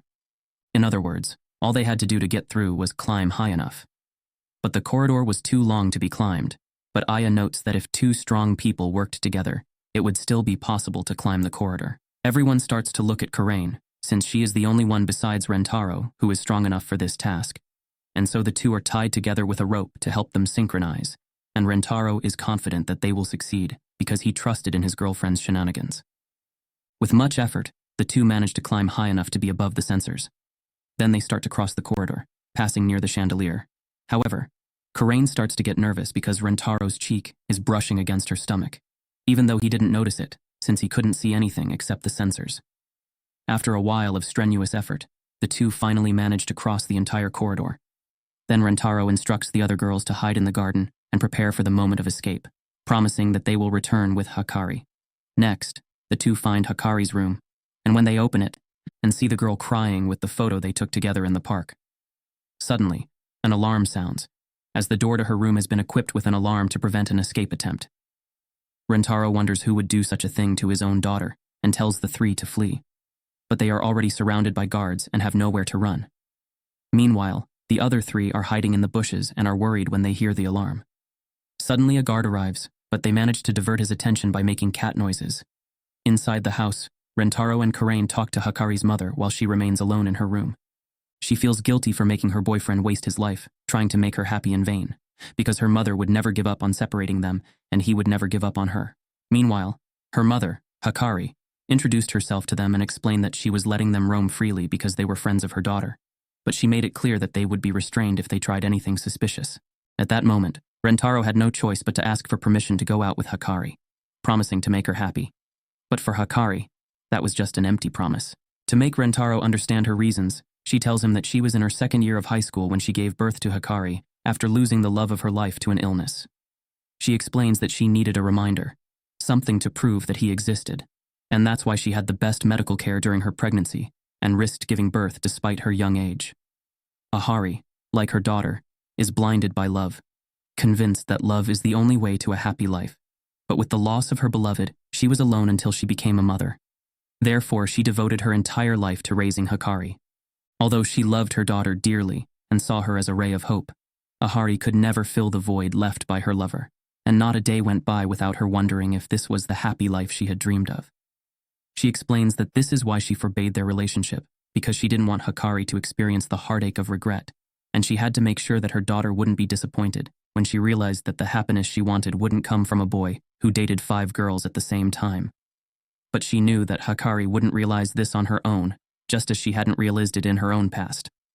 Finally, Ahari explains that it wasn't just an emotional decision. She based the decision to separate the two on her own life experiences. She claims that Rentaro could not change her mind with mere words. Rentaro, moved by the story, begins to cry. Karani tries to convince him that this isn't the time to be emotional. He has to touch the heart of Hikari's mother. Rentaro then declares that he, like her, wants Hikari to have no regrets and is determined to ensure that, even if it costs his life. After stopping his tears, Rentaro realizes that his sight is returning. His tears have washed away the eye drops. However, He certainly didn't expect that when he saw Hikari's mother, they would experience love at first sight, the kind that happens when two soulmates meet. Ahari, who lost her love at a young age, feels the same feeling again after many years. She immediately begins to beg Rentaro to go out with her, blinded by love once again. And so, while Hikari is depressed in her room, her mother confesses her feelings to Rentaro. Karani doesn't understand what's going on and thinks the woman must be crazy to ask her daughter's boyfriend out. But when she looks at Rentaro, who also seems to be in love, she starts to believe that everyone there is crazy and starts to remember the guy as Hikari's mother. The woman realizes how crazy that was and pretends that it was just a joke. Karani thinks it makes no sense and wonders if this is how rich mothers behave. However, after Hikari has put aside the passion she felt, she forbids her relationship with Rentaro again. He says he will never give up on Hikari and has vowed to make her happy. But the woman insists that these are just empty words. And she snaps her fingers, conjuring up the lie detector chair, custom made to detect even the smallest lies, which she says will reveal the falsity of Rentaro's fidelity. Hikari says that after the device proves he's lying, Rentaro must disappear from Hikari's life forever. But he sees the lie detector as a way to prove that the machine is really reliable. So they put Karani in the chair to test the polygraph, because it wouldn't be very convincing if Hikari tested it on herself or someone from her team. The woman starts by asking about the girl's bust size, which makes Karani nervous, and she questions the reason for this question. Hikari explains that they need to test for something that can be verified at a glance. Karani reluctantly agrees to answer, but tries to lie about the size twice, and the machine detects it and informs her that she wasn't telling the truth. The girl gets angry and starts hitting the machine, admitting the correct size, and the machine confirms the answer. Finally, Hikari asks if Karani loves Rentaro. The girl yells at her, and Hikari doesn't understand why, because that's a normal question for a couple. Rentaro explains that it's just her way, but that's what makes her so cute. Karani then decides to end the situation and says that she likes him, but the detector tells her that she lied, leaving Rentaro devastated. So Karani starts saying that she likes him a lot, but the machine keeps detecting the lie. She tries to increase the level, saying she likes him too much, and then claims she likes him more than anything, but the machine still picks up the lie. This makes Rentaro begin to see his end, imagining his grandmother blowing kisses from the other side, until the girl gives up and confesses that she loves Rentaro more than anything in the world, and the machine confirms that she is telling the truth and brings her friend back to happiness. And so Rentaro sits in the chair and can't resist the temptation to confess his feelings for Karane as well, expressing how much he loves her. Afterwards, he apologizes to Hikari for losing focus and explains that he couldn't contain his love. Now that the power of the polygraph has been more than proven, Hikari says it's time to see how real Rentaro's feelings for Hikari are. As expected, the boy explains all the love he feels for his girlfriend. He briefly outlines how he plans to make her happy, even if it means risking his own life, and expresses his willingness to die for her because he loves her more than anything in this world. After proving his feelings, Harry feels defeated and can't understand how a guy who dates 5 girls at the same time can get such loyalty. Rentaro then asks if he has proven his feelings for Hikari, but her mother explains that the lie detector is just a machine and therefore she cannot trust it. Karani is furious because she has lost her dignity for nothing.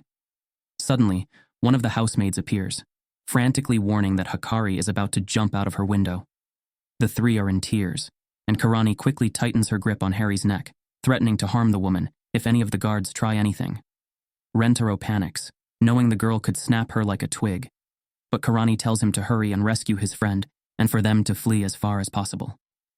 Rentaro thinks they are leaving her behind, but Karani remains calm, certain that Rentaro will return for her one day. She assures him that she will wait as long as it takes, because with him, she can wait forever. And so Rentaro rushes to save Hikari. As Karani struggles to restrain the girl's mother, Hikari remarks that she underestimated a mother's love, but Karani believes that if the woman can prevent the two from escaping, Rentaro's family will never again share a happy moment like the day in the photo, telling her not to underestimate the love of a best friend. Meanwhile, Hikari is on the roof with all the guards, unsure of what to do and careful not to upset the girl further. At the same time, Ai Kusari and Shizuka try to get her attention without the guards noticing. At this moment, Rentaro arrives to pick up his girlfriend. He explains that Karane is holding her mother, and now they can escape together without anyone stopping them. But Hikari says that even if they manage to escape, they will have to run forever because he will always be tied to her and her mother. Therefore, she cannot live that way, as it would ruin the life of the person she loves. Rentaro then asks Hikari to stop what she is trying to do, explaining that he cannot imagine anything worse than having to live a life without her by his side. Because no matter what kind of life they will have, he is sure that he will be happy as long as they are together. Next, Rentaro asks Hikari to be with him for the rest of her life. The girl starts to cry and says that she wants to be with him forever too, and gives up jumping out of the window. However, as soon as she makes this decision, the adrenaline of the moment wears off and she begins to tremble with fear at the height of her window. Rentaro realizes that his girlfriend is scared and cautiously approaches to grab her. But suddenly Hikari slips off the roof and starts to fall. He quickly runs to his beloved and manages to grab her hand, but due to his position, he begins slipping too. At that moment, Ahari reaches the door of the room, fighting with Karain to continue the path to her daughter. And they both gasp in shock at the sight of Rentaro almost falling from the window. Hikari asks her boyfriend to let her go since both of them would end up falling that way. But he insists that now that he finally got her back, he won't let her go again. Suddenly they both fall together, and Karain and Ahari can't do anything to stop it. However, Rentaro is so determined to protect his girlfriend that he manages to kick the wall for momentum, allowing them to land safely in the house as well. The girls immediately emerge from the bush where they were hiding and jump in after them. Shizuka, however, can't swim and ends up sinking as well.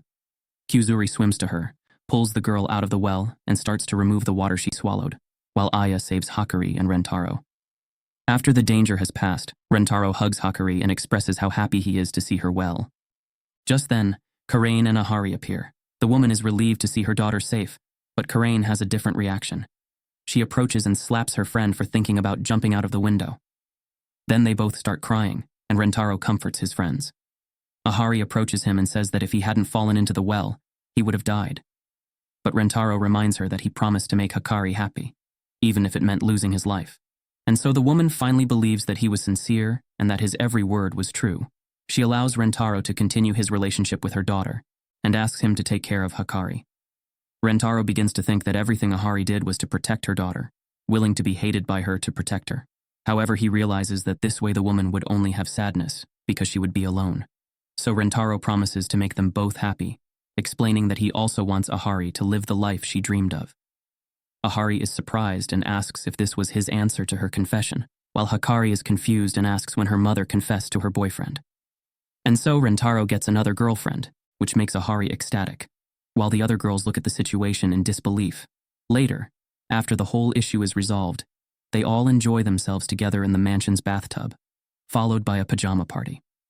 The girls are impressed by the size of the mansion's bathtub and begin to compete with each other over who has the best body. As usual, Karain feels down about having less curves than the other girls and leaves the tub, trying to convince herself that her shape is better for fighting. Then Karain enters the room and runs into Rentaro, who is embarrassed to see his girlfriend's belly exposed. She doesn't understand why he's so nervous about seeing a belly, but later realizes that Rentaro was that way because he remembered when they had to climb the wall and his face was pressed against her belly. Karain asks Rentaro why he pretended not to know that he was touching her skin at that moment, but Rentaro explains that he lied because if he had said something earlier, they could have fallen from the ceiling and hurt themselves. But Karain decides to get back at Rentaro and starts rubbing his face against her stomach. Both of them blush at the situation, but suddenly Kuzuri opens the door, startling them, and they quickly pretend to work out. After they all finish showering, they go to pick out their pajamas. Ahari takes the opportunity to explore the options with the girls, as she has a wardrobe full of cute choices. Rentaro stands with his back turned while the girls dress. When he turns around, he's enchanted by his girlfriends and experiences a rush of cuteness, along with Ahari when he sees Kuzuri and Shizuka wearing animal-themed pajamas. To drive him even crazier, both girls kiss his cheeks at the same time, and Rentaro feels as if his soul has ascended to paradise.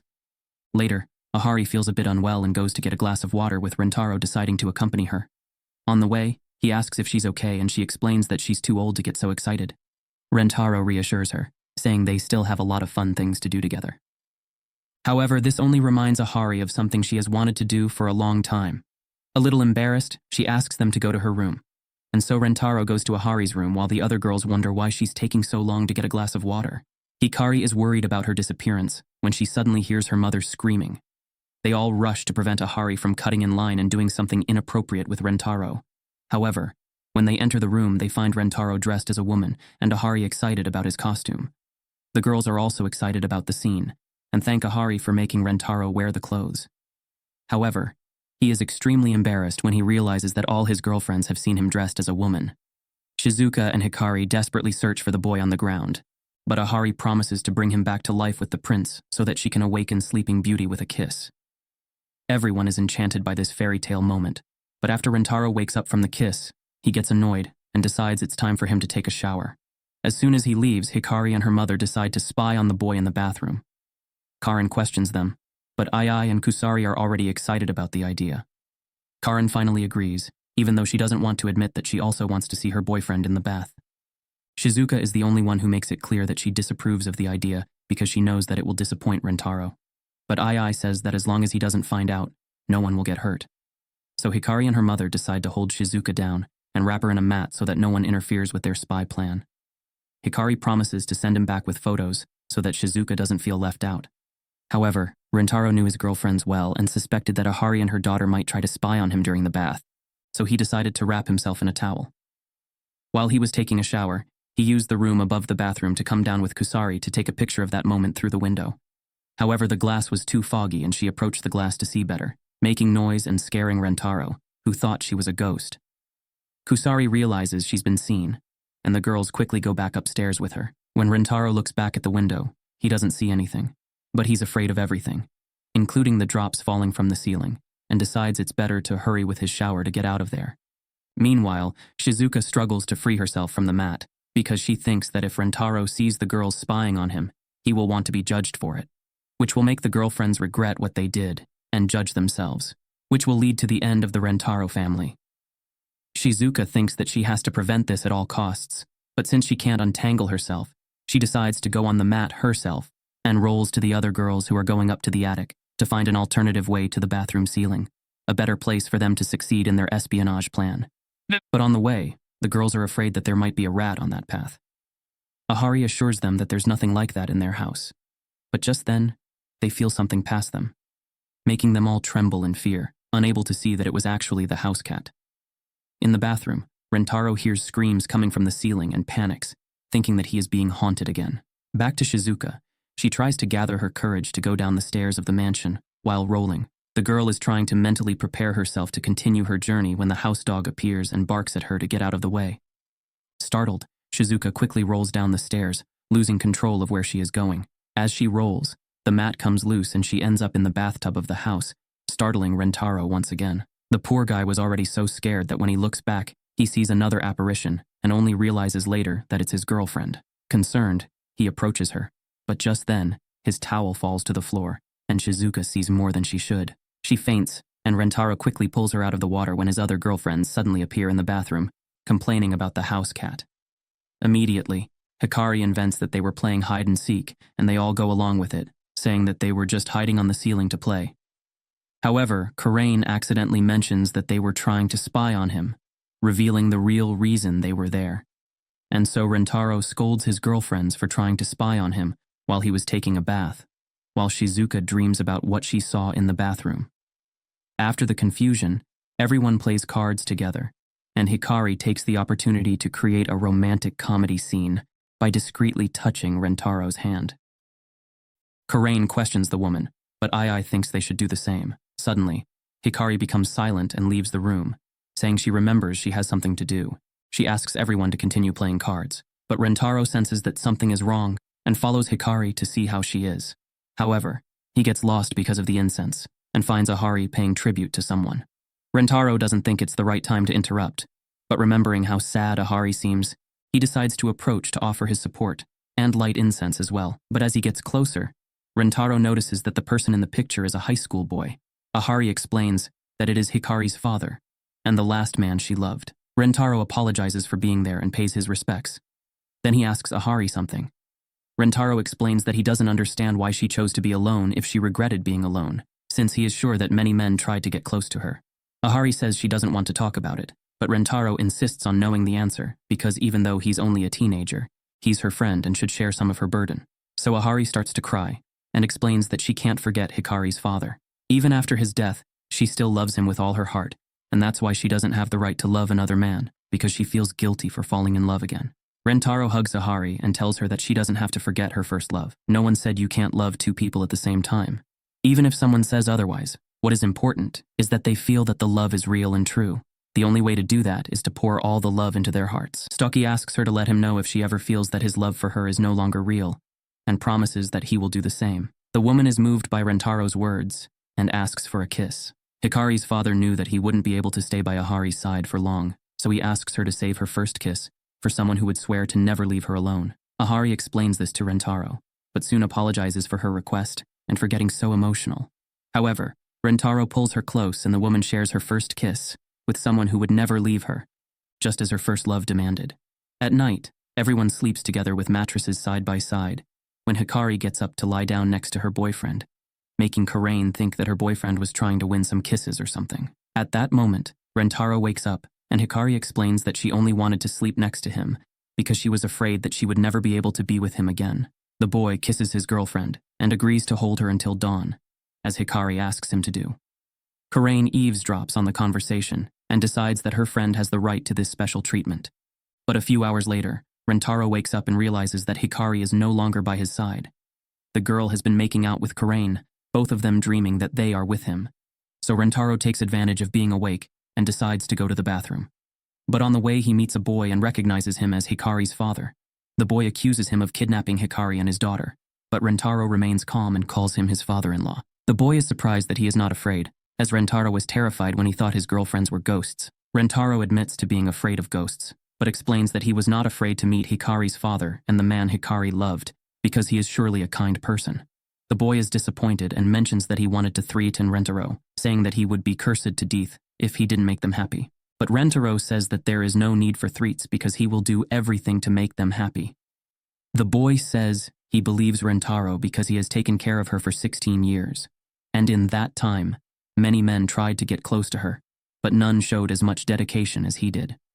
Then the boy thanks Rentaro for freeing Ahara's heart, and Rentaro explains that he only did what he thought was right for the people he loves.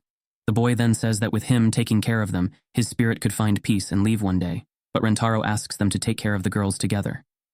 Afterwards, he thanks his father-in-law for giving birth to Hikari and bringing joy to her mother long before he was born. Suddenly a light surrounds the boy as he has finally found someone he trusts to take care of the two girls, making his regret for abandoning them disappear, and leaving him ready to cross over to the other side. Rentaro tries to stop his father-in-law from leaving, even though he remembers that he promised to take care of them together. But the boy goes to the afterlife. In the morning, Rentaro wakes up on the floor and thinks he was dreaming about his father-in-law, although the dream seemed real. Then he realizes that it is already the next day and thinks about how long the previous day was, even though they overcame difficulties together. And so the pajama night comes to an end, and everyone says goodbye to Hikari and her mother. They had to go back home to put on their school uniforms and attend classes. Hikari is sad that they have to leave and expresses that they can come back whenever they want. Rentaro promises to return as soon as possible. As everyone goes their separate ways, or so it would have been, Hikari uses her money to buy the school and becomes the new administrative president to stay close to her boyfriend. While the girls are surprised to find Hikari at the school, Rentaro returns to the mansion to see her during the lunch break, fulfilling his promise to see her whenever he can, unaware that the situation has been made easier by her wealth. After one of the servants explains that Hikari is at school, even though he's tired of running there, Rentaro gathers the last of his strength. He knows that all his girlfriends have gathered and are waiting for him. On his way, Rentaro passes by various girls and potential soulmates. After all, there are 94 more to meet. However, he doesn't pay attention to any of the girls who are focused on finding his girlfriend, so there is no love at first sight. Upon arriving at the school, Rentaro climbs to the roof and as expected finds his 6 girlfriends waiting for him, forming the Rentaro family, who love him dearly.